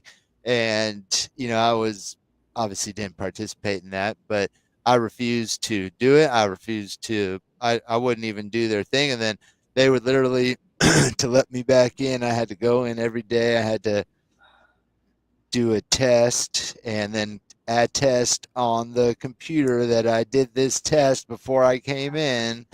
And then they would have things that would just pop up on my computer randomly and tell me I'm out of compliance. It's like a Because satanic ritual for you. oh my god, it was really bad. And watching the whole thing, and they're trying to pay people extra to stay home. And actually we used to get a $500 reimbursement um for your health care if you go and get like a physical each year out of your insurance. But you couldn't get that if you hadn't attested that you've already received the jab. And so it's like they were taking literally Bribing you guys. They were bribing you guys to get jabbed. it was pretty bad. Wow. And it's Wow. like it, Dude, I this remember is having crazy. I feel like this became like this went from like talking about music. Okay, so like whoever's gonna be clipping this, Meg Nathan, like here's like the whistleblower section. Holy shit. yeah, I guess I never really looked at it that way, but I definitely got to see behind the curtains. And yeah, it was ugly, that's for sure. I And then mean, and then they let me go people back. don't know this. All the people in the offices got it, told they had to, and then guess who came back afterwards? Never got it, and laughing at everybody. And it's just like all you had to do was have the balls not to do it. They weren't going to take your job. You think they're gonna fire all the financial advisors in Merrill Lynch? Where do you think all the money comes from? Like they're bringing the money, and they're not going to fire everybody. Like you just had to have the courage to not do it and say no. And really, that comes down to the whole thing. It's just about saying no. Um, Yep. Yep. and I mean, there were times where I was even like, dang, am I making a selfish decision? Like I just moved my family to Missouri. I got a mortgage. Like, should I just, I mean, I even like it crossed my head, like, do I just go and do it and just to take it for the team, just for the family? And, I'm thankful that, Jessica was very supportive and adamant, like, don't Oh. you tell them no, and you just stick to that. And if you have to figure it out, you'll figure it out. And it was like, all right. Divine Feminine, Jessica, shout out. Love that. So that definitely helped. I can imagine other situation where somebody is adamant they're not, and their woman is telling them the opposite, like you need to go and do this for the family, or whatever it Right. is, and that is, Materialism and program. that's I mean, that's that epi-eugenic agenda, where we're working against ourselves. So I'm grateful, for that advice and her support. If it wasn't for that, who knows? I mean, I'm kind of against. I was against it. I think the whole virus thing's kind of silly in general. And once I started learning about soil and kind of soil biology and the microbes and how that kind of is reflected in our guts, and how like it's all bacteria and fungi are actually what you want. Like these things are essentially run what all the functions and everything. Like our soil is good because of bacteria and fungi. Our guts are good. Our guts function properly and in alignment with our brains because of bacteria. Like bacteria are not like these evil little things that are just attacking us all the time, and like we're just like defenseless creatures that need to like be in a bubble and wrapped up. Like these things are the foundation of life. And It's just so easy and simple. I don't get why people don't see it, man. no, I remember when that whole thing happened. I was like, remember when everyone got chicken pox? Like everyone would bring them around. Like, why don't we just have little parties? We'll all just get this and move on with it, right? And I was like, oh my gosh. Yeah, I don't think that's actually how it works anymore. But yeah, I guess we got a little sidetracked on the whole. I guess that was a whole sidetrack to life they tried to create for everybody. Yeah. How long do I have you? Do you want to keep going? Do you want to listen to music? What do you feel like? We can jam. Sounds like everybody else went to sleep. So. Aw. Yeah. Okay, cool.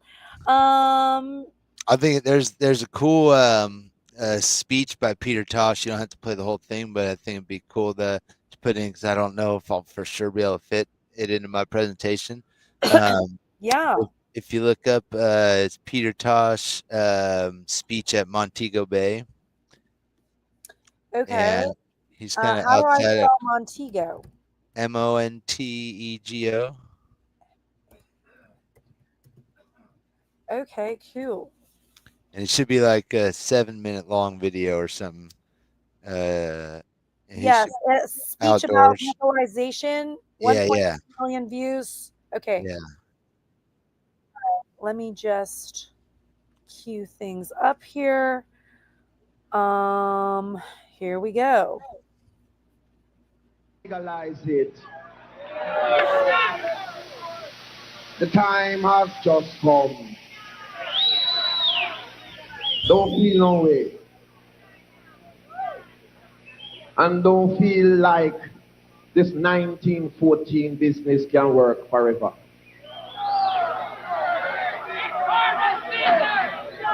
In Ethiopia, where I originated, where culture originated, herb is a part of my culture. Smoking herb is a sacrament, not a sacrilege. Not smoking herb is violating my own constitutional rights.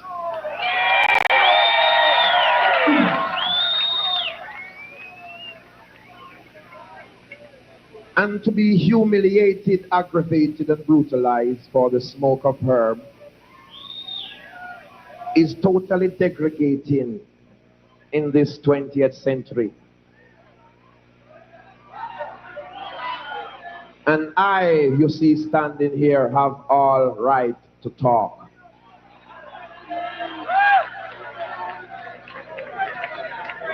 And you know why I can talk?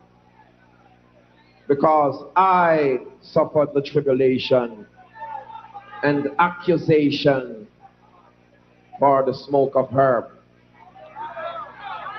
But the sun shall not smite I by day, nor the moon by night, nor the pestilence that lurks in dark places, nor destruction that wasteth at noonday.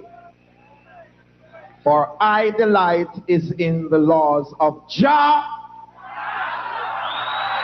who created Zion and earth. Years we've been living this illusion of Jesus die and go to heaven. That don't exist. Places in Africa, if you tell people about dead, they laugh at you. Only in the Western Hemisphere people commit suicide and genocide and homicide and all kind of side. I don't know who for side no left.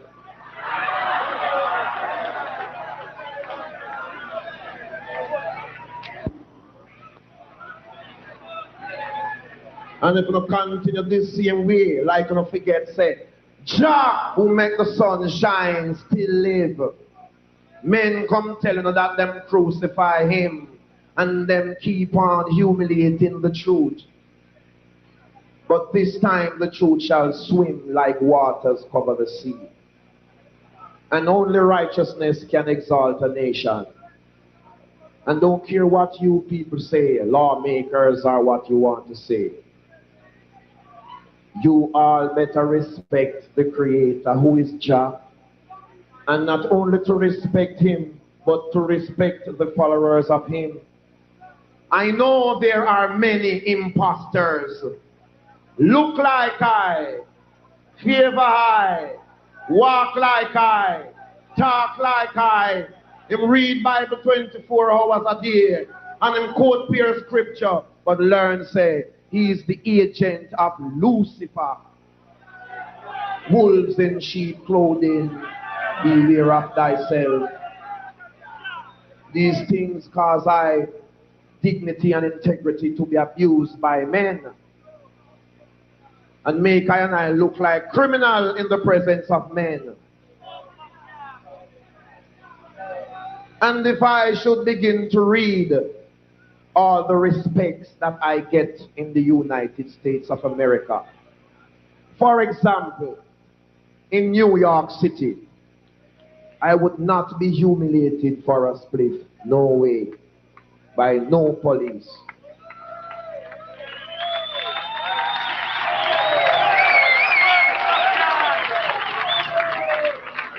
And that's for one blood clot reason why I would stay into New York City more time. Because I have the privilege to smoke herb with respect. And I want to learn this. It is I and the Rasta man who has been humiliated for the use of herb for all these ages. Once upon a time when I first came to this planet Earth, I was told and taught and brainwashed that herb, otherwise known as ganja, is the most dangerous drugs and poison. And I was taught to be afraid of it. And it's a good thing I am in permanent link with Jah. Who I say, Jah, I don't take influences from men. It is thy duty to show I what is right and what is wrong. Oh, don't stop on a bomb clot nice. And don't take this thing here for joke. And go on like another pan coke. Or no just don't eat a whole piece of pork. Nobody let me on that. Because you know what's happening? The sheep, all sheep of the fold, have scattered themselves. And everyone is suffering from this great thing called ego. Everybody is busy involved in himself. The respect of humanity has been lost. See? No man respects his fellow man again. Every man love a pocket of a big bundle of money in his back pocket. Yes. Every man love material things more than his brother. But learn this. You see, if you don't learn to be your brother's keeper, tell them, my brother, the hardest bumbleclot way to, and it's no joke business. When I talk, men are being offended. See, but as I tell you, I have the permanent link with Jah, the man who make that sunball shine. These things don't happen in 400 years. Sunrise with I on stage. I don't want to take it for a lighting. Long time I don't perform here. And here am I performing on stage approximately 7 o'clock in the morning, sunrise to greet I. And not only I, but sunrise to greet everyone who have the heart to stay till this morning, standing on your feet from last night. What else in the world could have created an incident like this one?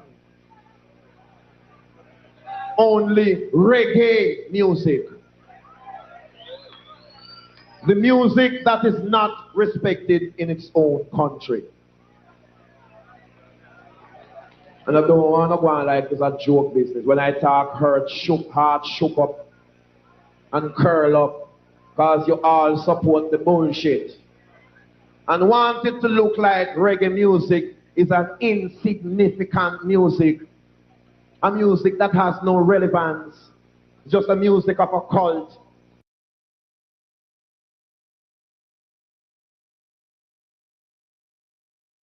So that was a really long presentation that he was, or lecture that he was giving, but I wrote in the chat, like, yeah, with that crowd, that size, I get why they wanted to silence him. He speaks truth plainly and from his heart. He's very charismatic. He's no bullshit. Just trying to help people out, yo. Yep, I like how he mentions the higher law, the law of creation in there too. He talks about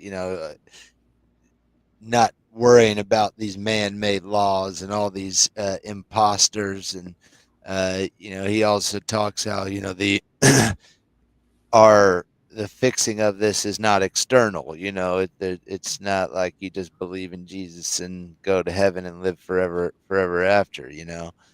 There's work to be done, and it's through righteousness is the only way to free a nation. He said, that's to do what is right, a moral nation. To be free is to be moral. Like the only way we're going to get there is as he said, it's up to I to teach right from wrong. And so that he's pretty plain about what he's doing, and he also says, he's a Jah who is the creator. Like I'm referring to the creator, the man who puts that sun in the sky. So they're he's helping to decode what they're saying to you right there too. It's like when he says Jah, he's referring to the creator. That's the term that they use for that, as well as Ras Tafari, which, as I talked about in the video, means head creator. So they are just referencing the creator. Whatever you want to conceive of that as, or whatever you want to refer to that as, is fine. But that's what they're referring to. Yeah, so his listening to his words and his speeches. I mean, obviously it's in the music too, but when you get to hear him speak like that, it's very direct. Yeah. He's I'm only familiar with his music. I have never seen that speech, but I was like, of course, someone of his musical caliber would be an excellent rhetorician and be able to deliver such powerful speech. Like by martyring him, they thought that they were silencing him, but now he's memorialized forever. Yeah. Well, this is also this is the importance and the value of doing the great work in this manner. Is it can go on for generations. I can share this music with my kids. They can share it with their kids, and the music will live on. So his words will live on. And I was reading a book by Rudolf Steiner, and he talked about it's like if you just think about it, like our karma, or what is created all starts in thoughts from us, and then what we do is action and words, and then obviously like that becomes books and music and buildings, and all the things that we do in our life become the things that are in existence for the next generation to learn from and grow from, and we can be the shoulders for the next generation so that we can move forward closer to alignment with freedom and natural law and what is right. So we're supposed to be using the lessons from the previous to progress and move forward to a better and better place. Evolution implies a forward progress. Dude, like I'm not just I can't believe how refreshing it feels to talk to another sane human being. It's so rare. It's incredibly rare. It's isolating. It is demoralizing. It's heartbreaking. And when I have moments like this where I'm like, I just like, oh, okay, God. It's not just me. It's not just me. I'm not the only one who's like, what the fuck is going on here? Why are we fucking doing this to each other and to ourselves? Like, let's just fucking stop. And it's like, how do we do it? How do we tell them this? Like, we're using music, we're doing podcasts, we're doing presentations, we're dancing, we're doing stand-up comedy, Also just what do we do, man? just being in the world, you have opportunities all the time in everything you do. You have every interaction, you have the opportunity to treat someone how you want to be treated.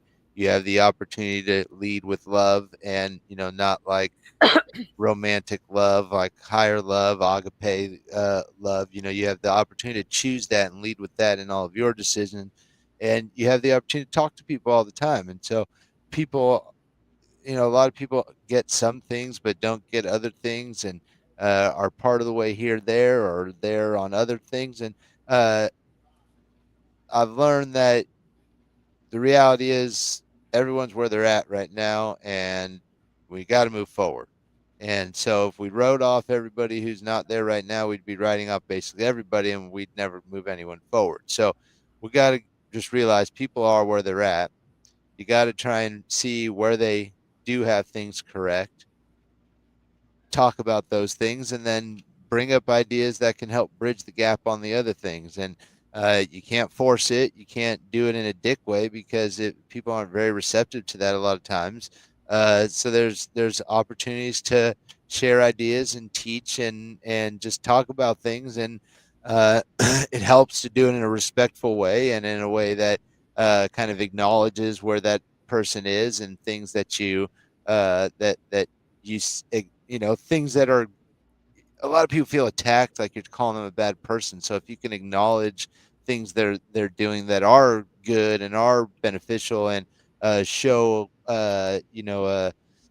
motivation to do what is right, then you can kind of help lean on things that they're doing well, and guide them. And even if they don't choose to, it's like you can't force them to do that, because then that still wouldn't be done right. You'd be like the government trying to force it on people. So you can't force it.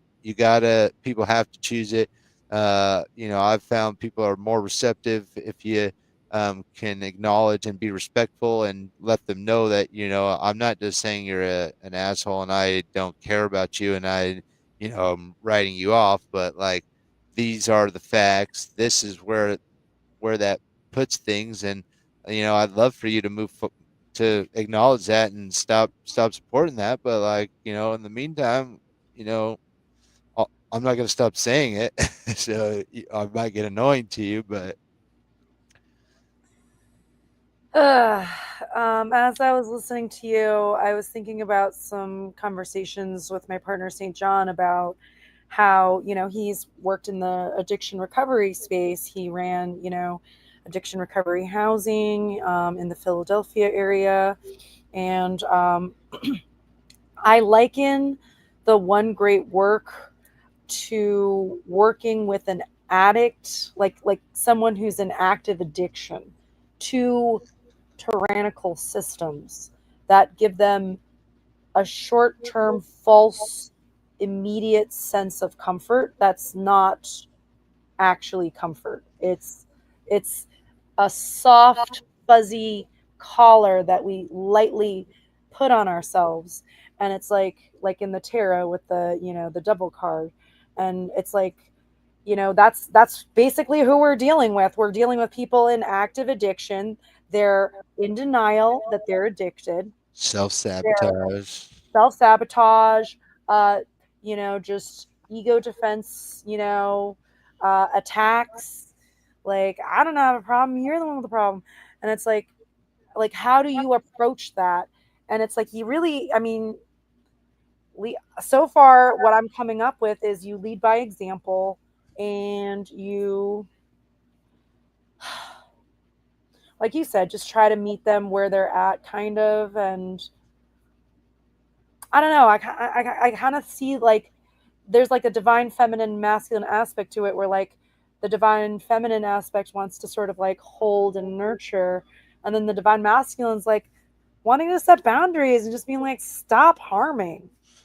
Yeah, I mean, there's certain things, like I can tell you, like in my interactions in kind of this whole cannabis community here in Missouri, and just interacting with other people who are patrons, as well as vendors and things like that. And it's there's certain things that if you're not in alignment, and you're just here and there all the time, it's like, I don't really want to be associated, because I know that also, if you're making fear-based decisions, and you're really caught up in material things, and those generate the results of chaos, and I don't want to bring chaos, and so I don't really want to associate with people who are going to generate chaos. And so it's like, there's a I'm pretty, once you kind of see that somebody's a certain way, it's like, well, you can be that way, but I'm not trying to associate with you. So I kind of take that approach, and you kind of got to be. And then, with other people, it's you have opportunity to interact, and um, there's always opportunity to you gotta it helps to be in alignment, and obviously it doesn't mean you don't do some things that you make mistakes, but you're in all cases trying to do what is not causing harm. You're not taking things that aren't yours. You're not doing things to people that you don't want done to you.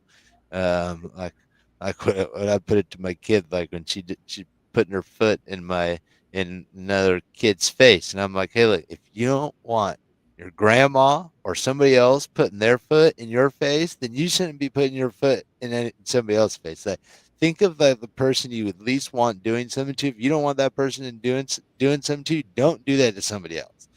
Right. And like that's pretty. If we could just get to there, we'll be in a good spot, because most people don't want to be stolen from. Most people don't want people, trying to tell them what to do. Most people don't want to be forced to conform to some sort of other person's idea of what is good, right, or productive, or what's an appropriate path for your life, and all like none of those things actually matter. All these things have been forced upon us, and then it's like the fraternity that's like, oh well, I got spanked by the older brothers, so I'm gonna spank the next kid. It's like, and parents too. It's like, um, it's all these perpetuating these abuse victim cycles, and about time we just get out of that. Yeah, I'm gonna drop a link in the chat if anyone is interested in my interactions with the legal system lately. And so check out I'm sad in pinellascounty.com and you can learn more about that. But yeah, you're totally right. And I was mentioning this to Sarah earlier today that um, the micro is the macro. The family systems, as Kat Waters talks about, are a micro version of the macro tyrannical systems that we're in. And thinking about this intergenerational pattern of child abuse, physical abuse oftentimes, sexual abuse oftentimes, and it's like, and then it's just a bunch. Like, I just think back to like my early childhood development coursework, and I'm like, we're just dealing with like literally a bunch of like mental like babies. Like what we're having to teach is like perspective taking. Like, you're not the center of the universe. There's other people around. There's other sentient beings around. Like, that's what you teach babies. Like, literally. That's Like, like it's the not reason. an exaggeration. That's what it's gonna fucking take to teach morality to all these fucking babies. Yeah, but it's at least we have the opportunity to do it. Man, it's just like it's like I don't even know what to do with this anger, and like I'm like, I was like blowing my voice out at Pork Fest because like every night, Richard Grove at his autonomy tent, he had this like karaoke thing, and I was like feeling really pissed off at Pork Fest because yes, okay, for Soundpath it was a win, it was great, we made great connections with Lady Maverick, Joe Double, Brendan Daniel, who I found out was involved with Etienne Howard, and he kind of introduced me to some other people, and like it just became this like great networking opportunity for Soundpath. I can't say the same about Liberation Academy. I ran a day camp there, and people didn't really like. And I get that like people are on tight budgets, but like it was kind of a bummer to like not always get like donations for like taking care of like your kids for like several hours, like. But it's cool. It's cool. That's where they're at. That's where I'm at. That's the reality situation, and I'm not going to judge anybody and on an individual level because I don't know what's going on in their lives, and I'm not going to make assumptions.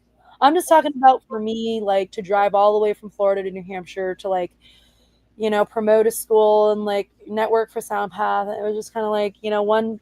And then it's like, as a startup, kind of thinker, like, I'm like, okay, well, like, this isn't working so well, but this is. So I'm just going to like, go with this energy for now and then go back to Liberation Academy after the festival's done and just work on rolling admissions. And I'm going on a huge tangent right now. What were we even talking about? I'm just venting. At this point, this interview has become a therapy session for me. Well, that's all right. But it sounds like there's people have kind of are always at different levels of understanding it. But I think the Liberation Academy will be a really awesome opportunity.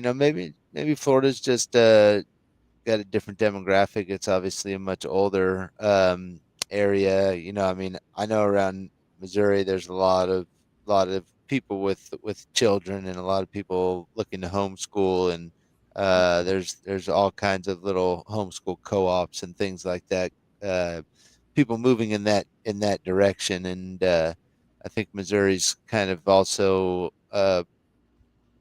known to be a place where people kind of respect their personal autonomy, or appreciate their personal autonomy, and it's more respected here than other places, at least in my experience. Certainly, um, a much freer uh, existence here than it was living in Northern California.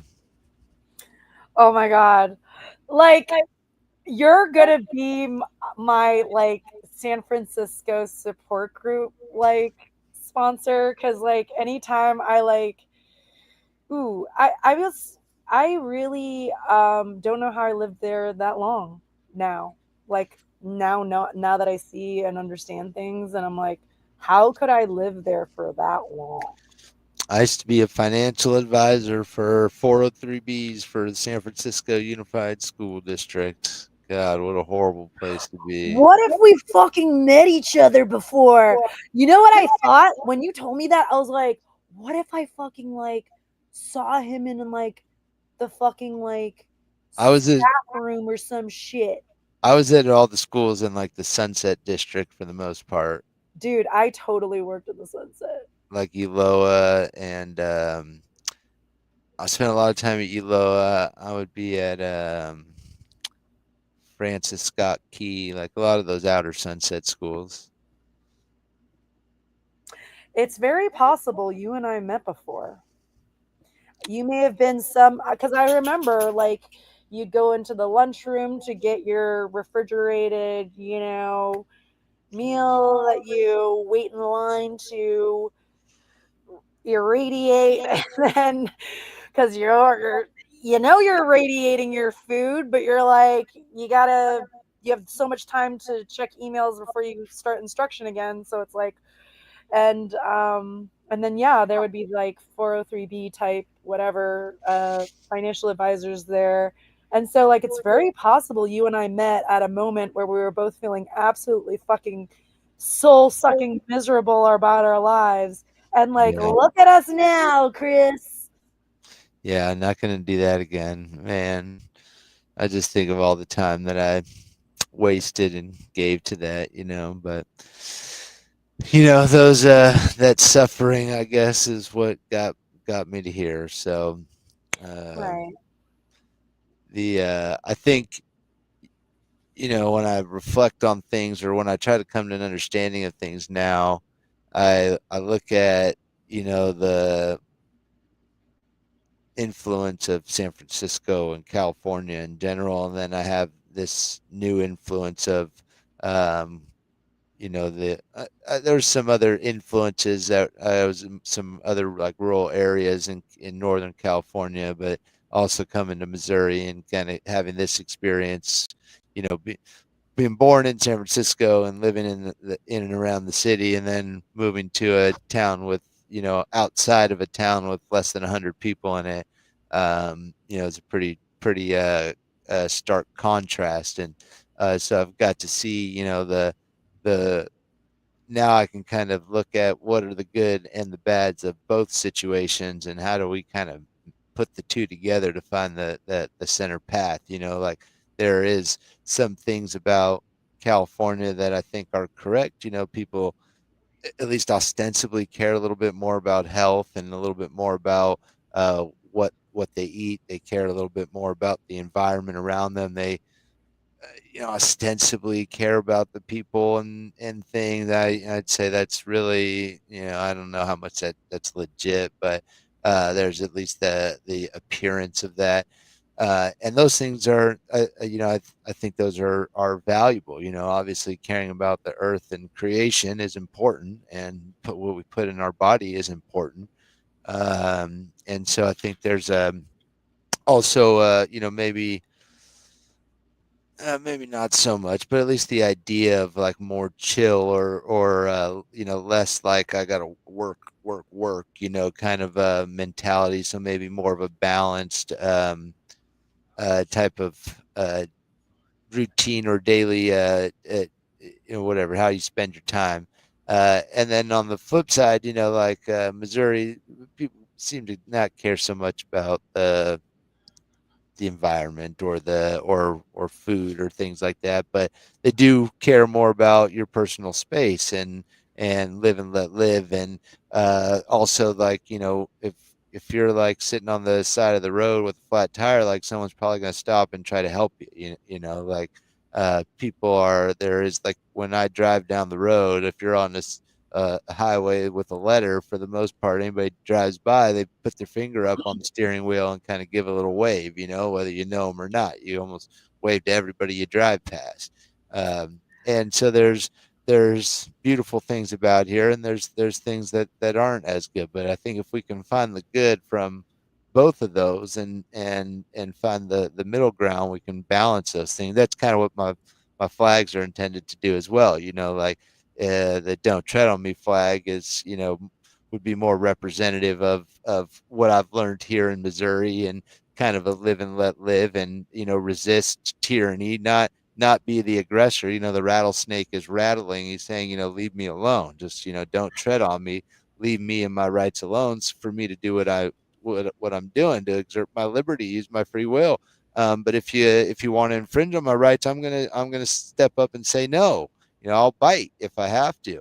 And that's something that people in San Francisco and in California, and at least in the urban areas, would think is crazy. Like we should offload this to police.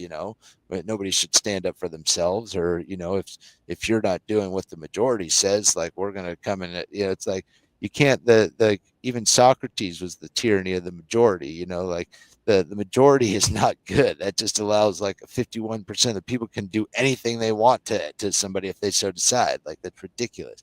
And so we need to stand for personal sovereignty and liberty and freedom, because that is how we all become more free, when we're willing to stand for freedom and liberty, as in general.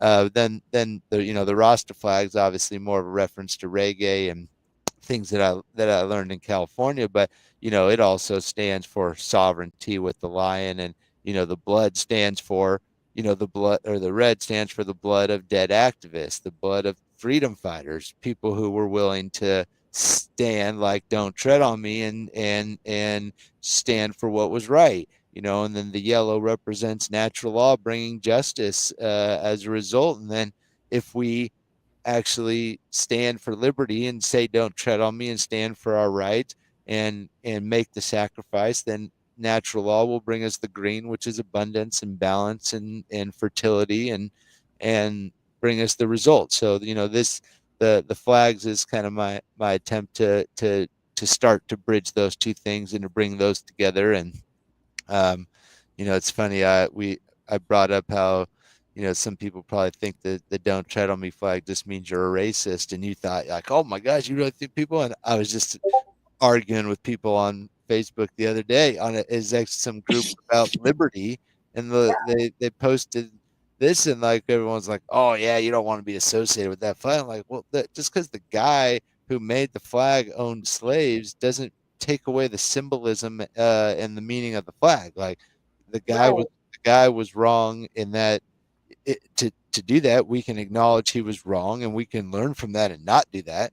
But it doesn't take away from the symbolism of that. It's like it would be, like all of a sudden we can't use the upward the triangle because it was used for some bad symbolism. Like you can't just get rid of symbols, like Right. the symbol still has value, and it appeals and means something to a very large population in this country, and it appeals for an aspect that we need to embrace and that more people need to learn, because these are things that weren't taught to me as a child. Like we need to learn about our rights. We need to learn about liberty. We need to learn about standing up for those rights. We also need to learn about firearms at a young age, because if those things were just like, if your firearm was just a part of you as well as any other tool or any other thing that you use all the time, like your laptop, and you could bust it out and use it whenever you needed to, uh it, you know people wouldn't come and mess with us. Like there wouldn't be a need to use them all the time, because people are like, yeah, well, I'm not going to go in there, because every single person has a gun on their hip and they all know how to use it. Right. So Like that that would be dumb of me to do. like Yeah. that would be a suicide note. Like that would be all it was, especially if all the people are understand the importance of standing for liberty. Then people would put down those threats really fast, and those threats wouldn't come up. And there's, that's what Thomas Jefferson would say, there's a responsibility to be armed. But the Rastas would say, we want to use, we want to use the music as our weapon. And I think that is ultimately the higher ground and the more spiritual path, and that is where we need to move. But when you have the cults that are running the show today, and all the minions they have running around, like there's going to be a transition where we need to be able to defend ourselves, and that is going to require the ability and knowledge to operate these things, and those are things that weren't taught to me, and that I'm having to learn as an adult, which makes it more difficult to properly teach it to the next generation, because I'm trying to have to learn this myself. But I talked to friends who grew up in the Ozarks, and he's like, yeah, ever since we were like 7, we all had our own little 22, and grandpa just had a giant bucket full of bullets, and you just go grab a handful and go around plunking around in the woods. And You're pretty much describing my experience moving from San Francisco to Central Florida. Like it's like so different here. yeah. It's yeah, keep going. But yeah, like once how like it may have been dangerous for them to be using those little guns like that all the time, but they all survived, and guess what? He can pull that thing up and hit some, as way across Yeah. the yard with no problem, as if without, like, you don't even have to look at it. Like you get to a point where like my father-in-law, like when he uses his rifle, like he puts it up, and wherever he's looking, is where it shoots. Like he doesn't have to sit there and like aim it in. Right. It's like an extension of his arm, and Mm. you get to the point where it just you get that hand-eye coordination, and it's like you get so familiar with the firearm that it becomes an extension of you, and you're able to put it where it needs to go when it needs to go there. And Yeah. when everybody is that adept in with firearms, and then it's there, and this is all dispersed amongst the people and not some centralized government military. We'd have what is called the militia, would be the whole body of the people, all of us.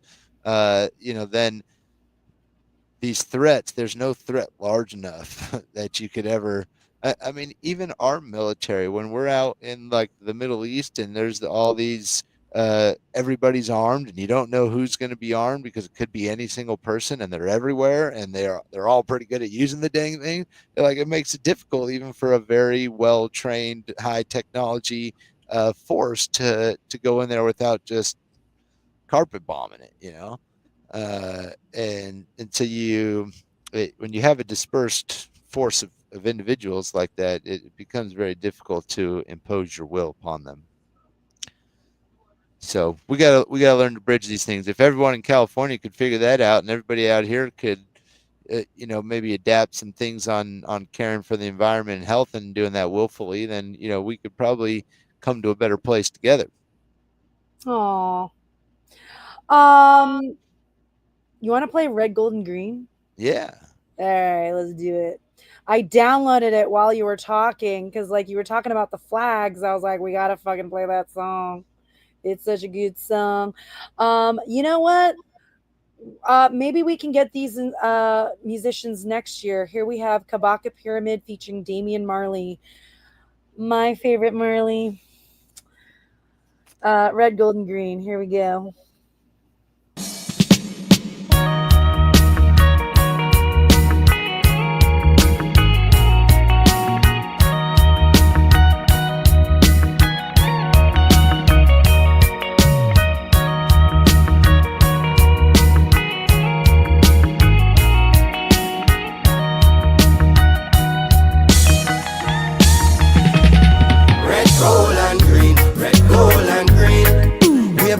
From you know your soul clean. Red, gold, and green. Red, gold, and green.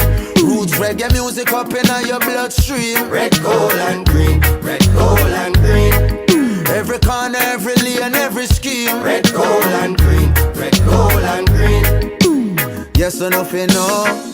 This are the energy, the people, them been locking reggae beat. This are not trapping, all who feel like them are tapping, really sleeping, and them napping while me flying round the world. Think man a genie like Aladdin, and for water down the message just be streaming. I'm not having people in a foreign say them not get no good music, so me go on in at the booth and then record like man a Cupid. Hit the target when me shoot it, it no hard to execute this lyrics. God, me don't tell it for watch me prove it. Red, gold, and green. Red, gold, and green.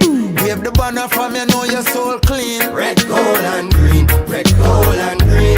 Roots reggae music up in your bloodstream. Red, gold, and green. Red, gold, and green. Every corner, every lane, every scheme. Red, gold, and green. Red, gold, and green. Yes or nothing know where we mean. Hear me now. 3 colors run the 4 corners of the earth, the 5 oceans, 7 seas, 7 wonders of the world. Jah bust the 7 seals and sound the trumpets of your word. Of 1892, the 7th month, the 23rd. Unto us a son was given, unto us a child was birthed. The King of Kings, the Lord of Lords, I listen, I the first. Some of them are weird the colors and them now do them research. Don't sing along just like we rehearsed. Red, gold, and green. Red, gold, and green. Wave the banner from you know your soul clean. Red, gold, and green. Red, gold, and green. Roots reggae music up in your bloodstream. Red, gold, and green. Red, gold, and green. Every corner, every lane, every scheme. Red, gold, and green. Red, gold, and green.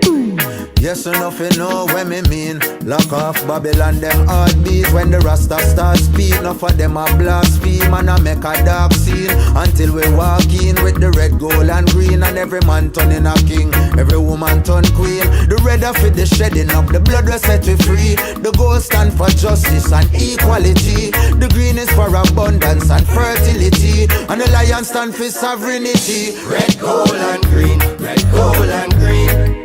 Wave the banner from you know your soul clean. Red, gold, and green. Red, gold, and green. Roots reggae music up in your bloodstream. Red, gold, and green. Red, gold, and green. Every corner, every lane, every scheme. Red, gold, and green. Red, gold, and green. Yes or nothing know where we mean. Red, gold, and green. Red, gold, and green. Wave the banner from you know your soul clean. Red, gold, and green. Red, gold, and green.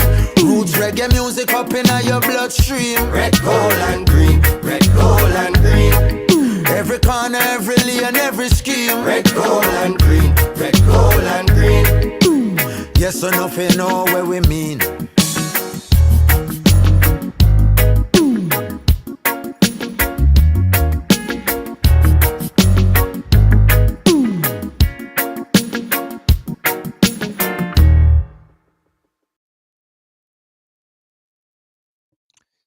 Yeah, such a jam. You know, that song was really kind of the inspiration to get me to do that presentation, the mystery tradition of reggae and its symbols, because it was listening to that I started to figure it out and realize, wait, it these are symbols. It's symbolic, and because like the lion stand for sovereignty, and he also Damien also says in it, some of them wear the colors and them nod to them research, but they sing along just like we rehearsed, and it's like that's it. You're singing along to the words of truth, of morality, of things that are trying to uplift and educate you and move us closer into alignment with Jah or creation. And so it's like whether you get it or not, you're you're repeating it, you're echoing it, you're amplifying the voice of truth, uh, and hopefully it gets through. But even if you're unknowing, you're at least contributing by singing the words and repeating it. He's so brilliant in his lyrical distillation of um, truth, of knowledge. And basically, what he's saying is that there's going to be a certain percentage of people that are going to understand truth. And some of them are just going to be sheeple and go along with that group. Either way, everyone's moving forward. So, and as a sort of spiritual military strategist, giving like a short, brief, description of what we're, Theo's like, What up, Theo? let's keep going. How long can we do the one great work? Yeah, like I just love how he like takes these really rather complex ideas. I was talking to Sarah Cross earlier today about, how I really do think, and this isn't hopium, I do think we have an actual chance to change humanity's condition today. Because if you look at the rebel variation of the Milgram experiment, everyone knows the classic version of the experiment where you have a bunch of test subjects, then one by one they go in with an authority figure who tells them to increase voltage towards an actor who's acting as if he's getting increasing volts. And so people are obeying an authority figure just because they told him to harm, transgress against another human being. And a lot of the test subjects would do it even when they were like crying and begging for the experiment to stop, but they were still doing it. And it's like but if you look at the rebel version of that experiment, which has been, I've noticed, occulted because it used to be mentioned on the Wikipedia page and is now not there. But basically, the rebel variation is you have two Confederates, rebels, excuse me, who are actors, and in front of all the other subjects, they say no to authority. And there's two examples of that, just two out of like whatever, a test subject pool of like 100, let's say. And so after that, 80 to 90% of those test subjects said no to authority. Why? I think it's because of the Ash conformity test. If you look at that study and you think about how in that experiment, they had 3 actors everyone was given a sort of slide of lines of varying length, labeled ABC or whatever. And then the test subject would come in and the, teacher figure, whatever, would ask, which line's the longest. And the 3 actors would be like naming the line that's like clearly, objectively, like not the longest at all. And then the test subject would then conform with the group and say the wrong, visually just completely wrong, just to go with the group. And so again, going to the genius of Damian Marley and his lyrics, he's taking these ideas, distilling them into saying, yeah, some of us are going to understand truth and some of us are going to be sheeple rehearsing with the songs, and it doesn't matter, we're all singing, like fuck it. Like that's what he basically, and I didn't even properly distill what he said because like I don't Just like we rehearsed, and then throws the hand up. like fuck it. Yeah, Yeah. exactly. It's like and his music is just so powerful on so many levels. Like I literally I think there may be a lot of beautiful Rastafarian light magic involved with the Marley clan. Yeah, absolutely. They're all of them are I up think to if you listen to Ziggy's music too, he's I think he may have the best understanding uh based on his music. But you know, go to your distillation of with Damian Marley, like, you know, he breaks down the whole law of freedom in the one line, you know, if we were living as we should, less of us would be in pain. Yeah. You know, sum the whole thing up just like that. And Yeah. that's just it, you know. But it is amazing how they're able to do that, you know, take such a uh, deep and thorough concept and just get it down to that. And that's why, and then you listen to songs over and over, and it's like you actually learn more from the same song, and it's like, oh wow. Yeah, man. I love that about music. And I love that about music for our positive social engineering that we're doing. You know, they're up to it. Why can't we do it positively, you know? And like, we want to get people to start thinking about these messages. And so, how do we do that? Let's do a cross genre festival where people are forced to pay attention to the lyrics. That's the only common thread. Everyone's talking about truth and freedom somehow. We got a comment, Chris, your presentation, the symbology of the rocks was flawless. Great work, friend. Look at that.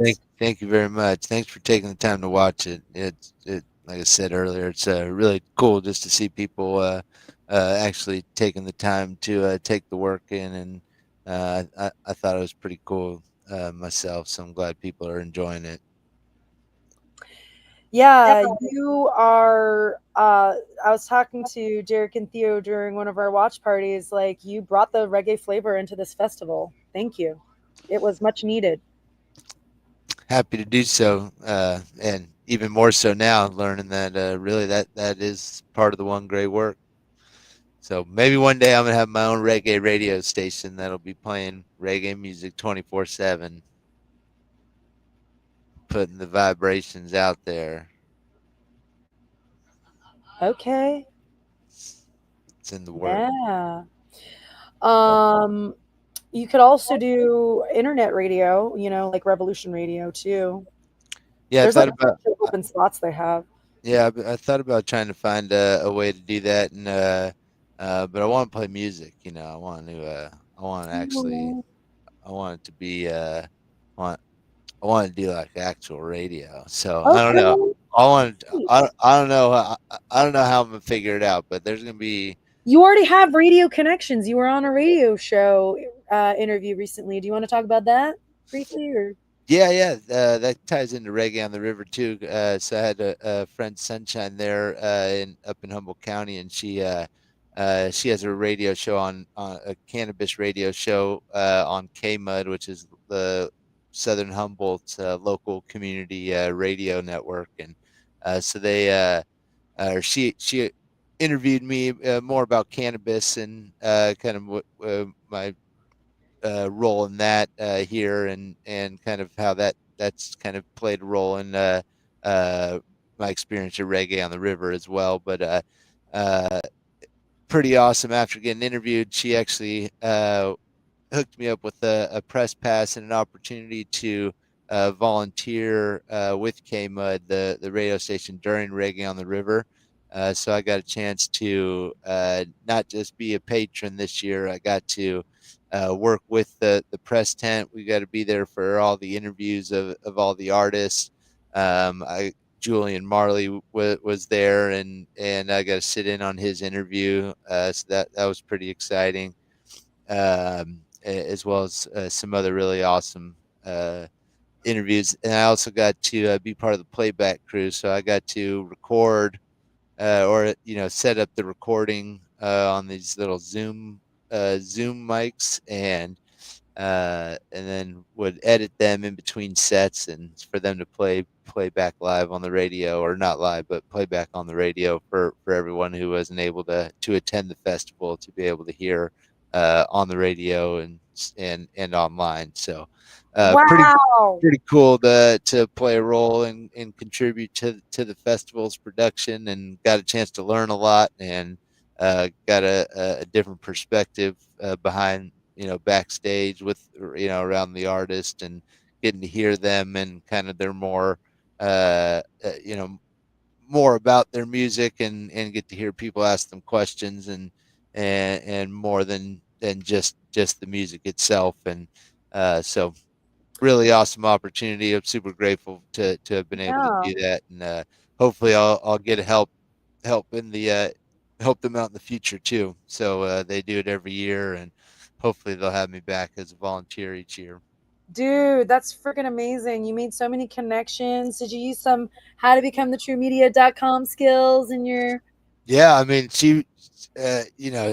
basically she was like, "Yeah, put that on there, edit it, and then put it over here." I was like, "What do you mean edit it?" Like, I've never actually just edited audio stuff on the fly like that. And she's like, "You just got to play around and figure it out." And so luckily, I had, you know, done some, watched Mark do some editing in the How to Become the True Media class, and I had done some, video editing back in like high school.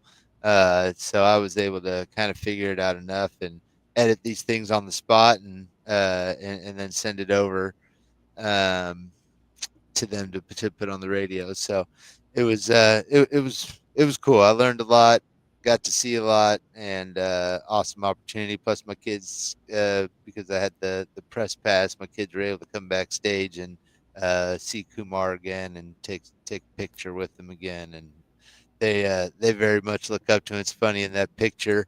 Uh, there's probably like 8 pictures, and in almost all of them, the two middle kids are both just looking up to him. It's like you can they really look up to you. Like even in the pictures, Oh, they're just both looking up to him. And so it's oh.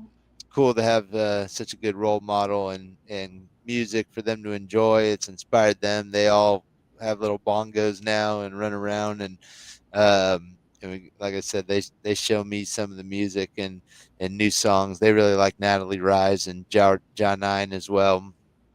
I've been Uh, playing. Dude, I literally just, I'm like, I'm with my kids. I'm like, I'm just gonna go to Chris's Soundpath or not. Well, you did create like a Soundpath conscious reggae playlist on Spotify, which we need to feature on our website. yeah, So I'm working on. I actually just started yesterday. I'm trying to make a more comprehensive one because I started that one and didn't finish it. So I'm yeah, starting over, and I've got literally I got a list right here, a bunch of fuck yeah, all the names to go yeah, through. And yeah, uh, man. so before the festival, I will have a comprehensive Excellent. conscious reggae playlist on Spotify to share. And Yeah, I do have a YouTube playlist. It's called Songs for Freedom, and it's all conscious reggae, and that is it. You can find it on the Love Wisdom Freedom 93 YouTube. That playlist is on there. Um, but I will definitely have the Spotify playlist done before the festival. excellent. I love how we are working as well as interviewing simultaneously. I'm looking at your Songs of Freedom playlist. Okay, so I'll link this in the chat. How exciting. I did not know you had this. What Mhm. other things are you talking about or doing that you're not talking about? I don't know. I think we already talked about I made the curriculum, Yeah. homeschool curriculum.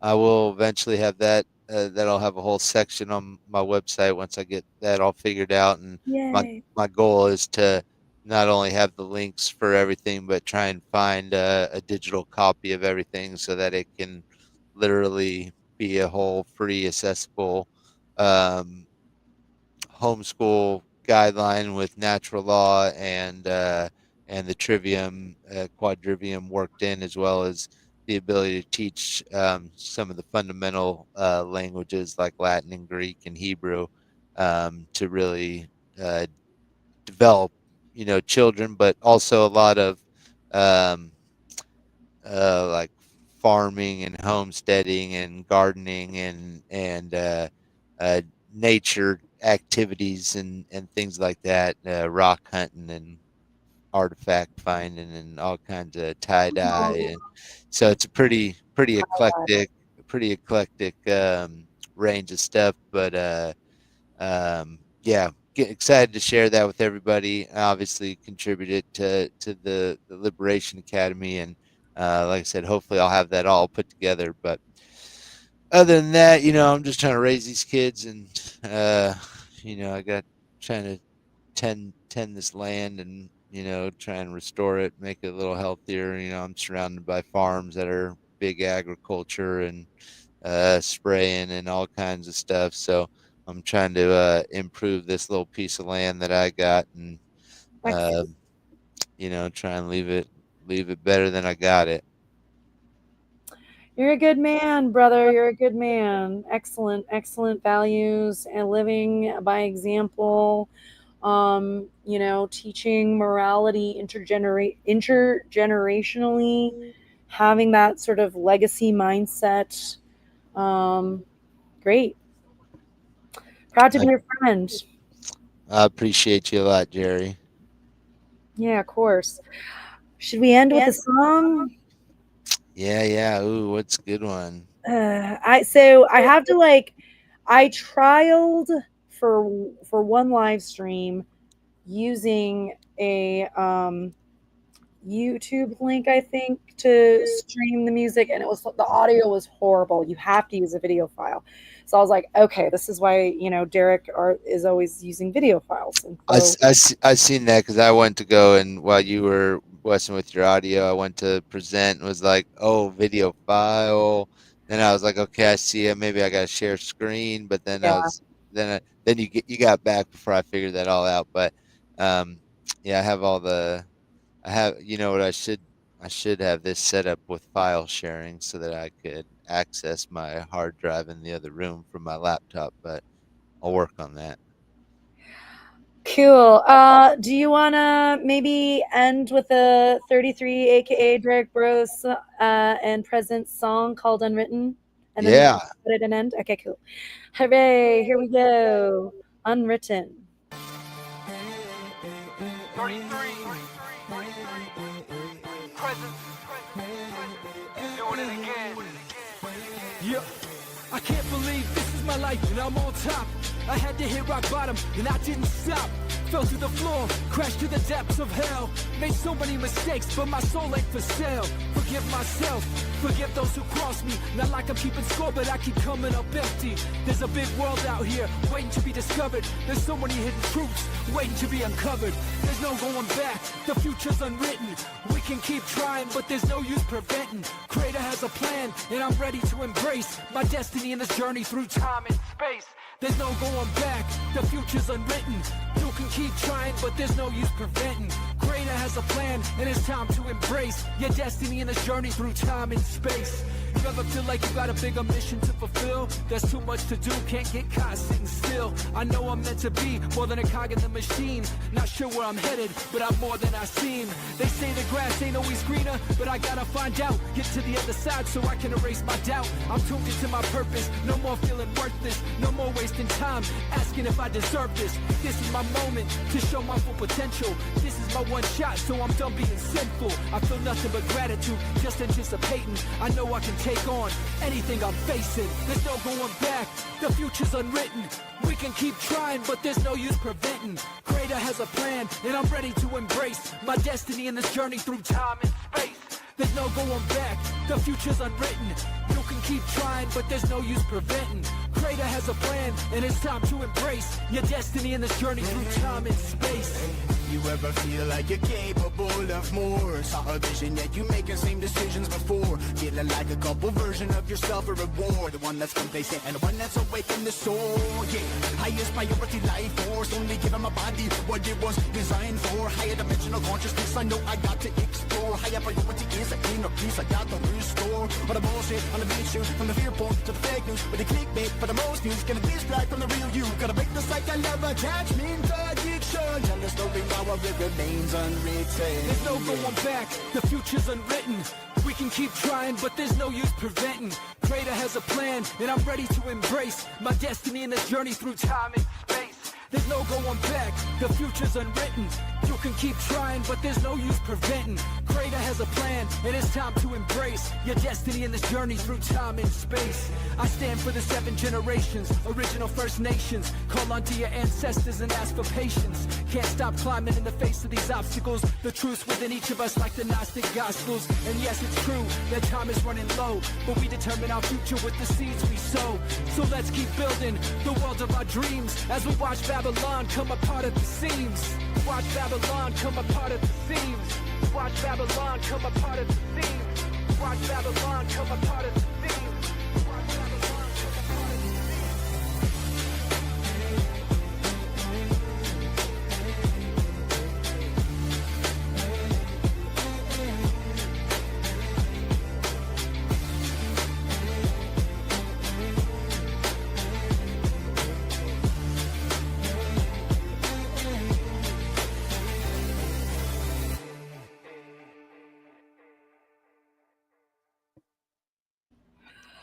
Oh man, that song's awesome. What did you think? Well, I'd love to watch Babylon come apart at the seams, so I'm all down for that. But actually, I just heard the song for the first time like yesterday, the day before, with the interview that you did with Derek. So I appreciated that because I enjoyed it a lot. I actually had thought about it a lot actually since then, because it was, there's a part of it that really made me think. He says the future is unwritten, but the creator has a plan. And I love how he puts that forth like that, because so many people get imbalanced with one or the other, as in everything's predetermined, and it's all the God already did it all, and we're just going along with it. And then there's the other that that everything is just chaos or randomness, and it's neither of those in isolation. The future's unwritten because we have free will. So we determine it, like he says, with the seeds we sow. We determine our future with the seeds we sow. So our actions are going to determine the future because it is unwritten. But the creator does have a plan, and the part that is predetermined is natural law. And so it's like there's a part of it that's predetermined, and that's that you're going to get the results based on the actions and the choices that you make. And you're going to be given those results perfectly because it's law. And so we can sow the seeds of right and morality, and that will get us we can create a beautiful place where there is no systems and Babylon is coming apart at the seams, or we can continue down this path and continue to create the chaos that we have. And so we have the free will to choose, but we will get the consequence by law according to what we choose, whether it be right or wrong. So if we want the right results, we choose right. If we want the wrong results, we continue choosing wrong. And so I thought it was beautiful the way he put it in there like that, because most people are imbalanced one way or another. This is what we need to understand, that there is a part that is predetermined. That's natural law.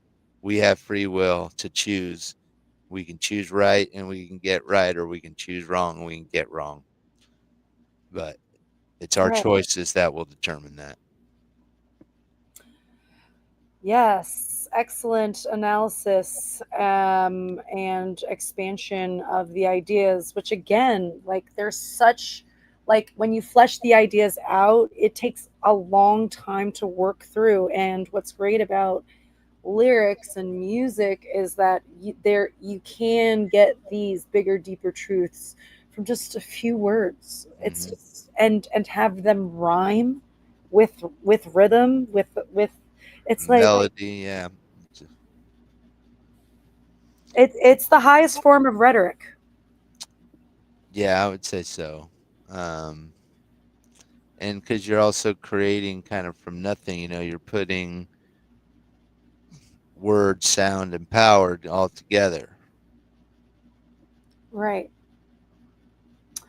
Yeah, I was talking to Dorianne Saracen about dance and the sort of she was sort of describing how like certain instruments are sort of more felt on like different parts of the body. So like if you're like working with like flutes or like stringed instruments, you're doing a lot more in the upper body, and then if you're working with like drums, it's more like lower, like hips, like knees, stuff like that. And like I was thinking about um I'm having a brain fart. That's right. It reminded me of something. That's like at the the Trivium book. Um, the I think I forget what the author, the one with all the symbols on the front, the black book. It says Trivium.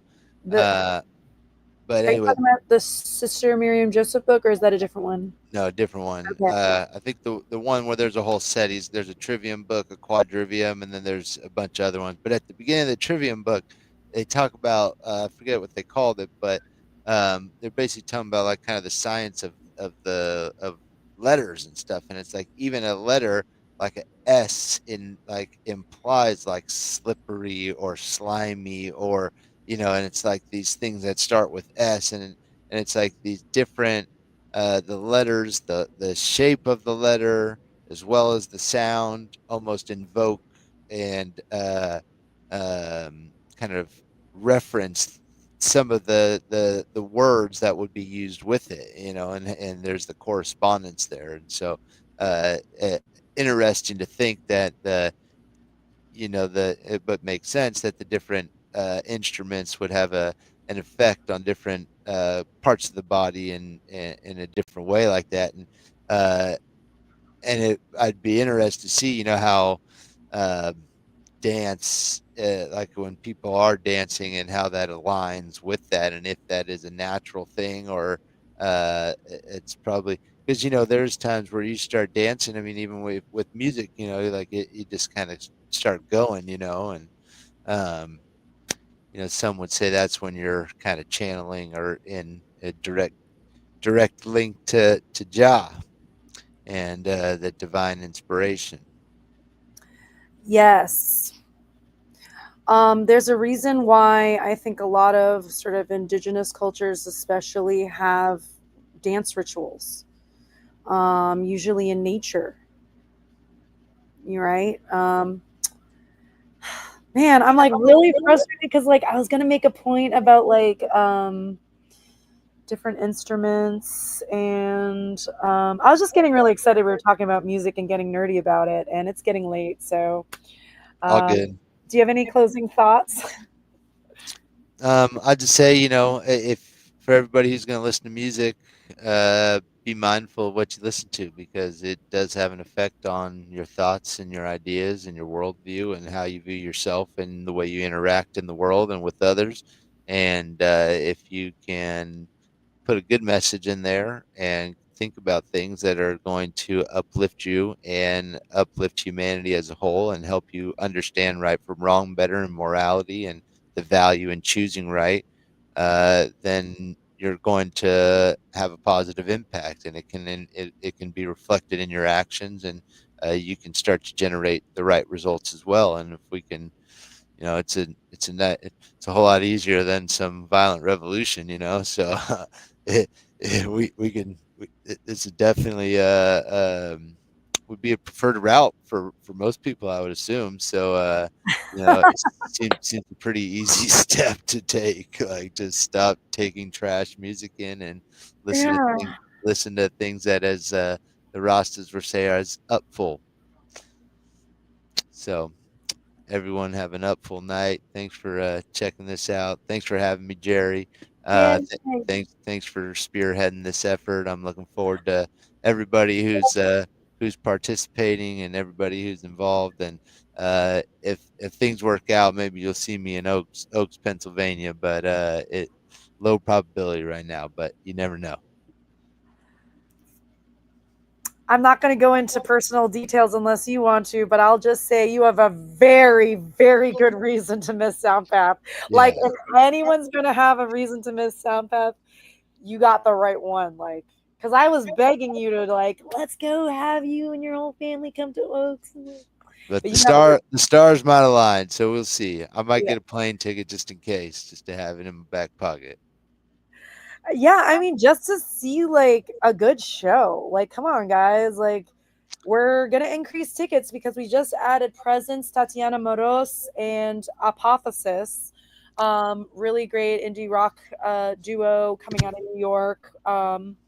So do you have a little bit longer time slot now? Because I know it was only going to be about 3 hours. Is it going to be longer now, live on Sunday? I don't know. I don't know what we're doing. Derek's kind of running that more. And there was miscommunication last time about the watch party time, and so I'm just gonna let it go. I'm just gonna just surrender and just not try to like follow up on things. It's just gonna be what it is. We're all voluntary, doing what we can when we can in the time zones we're in, and no pressure. And we're just going to just hope that people who are watching and checking us out to like, subscribe, share, promote. If you are lamenting the lack of a freedom movement, here's your challenge: come check us out.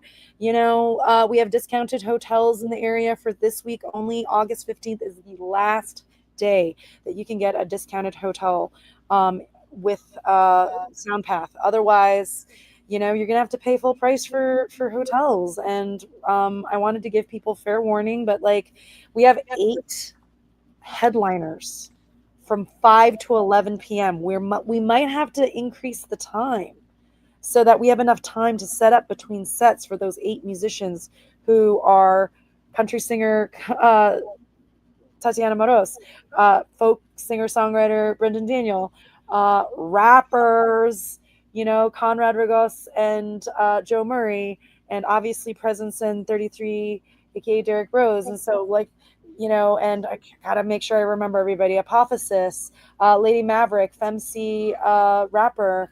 I think I got everybody. Was that 8? I hope that was 8. If I forgot you, I'm sorry. I'm just trying to get the elevator pitch down so that I don't have to like count in my head.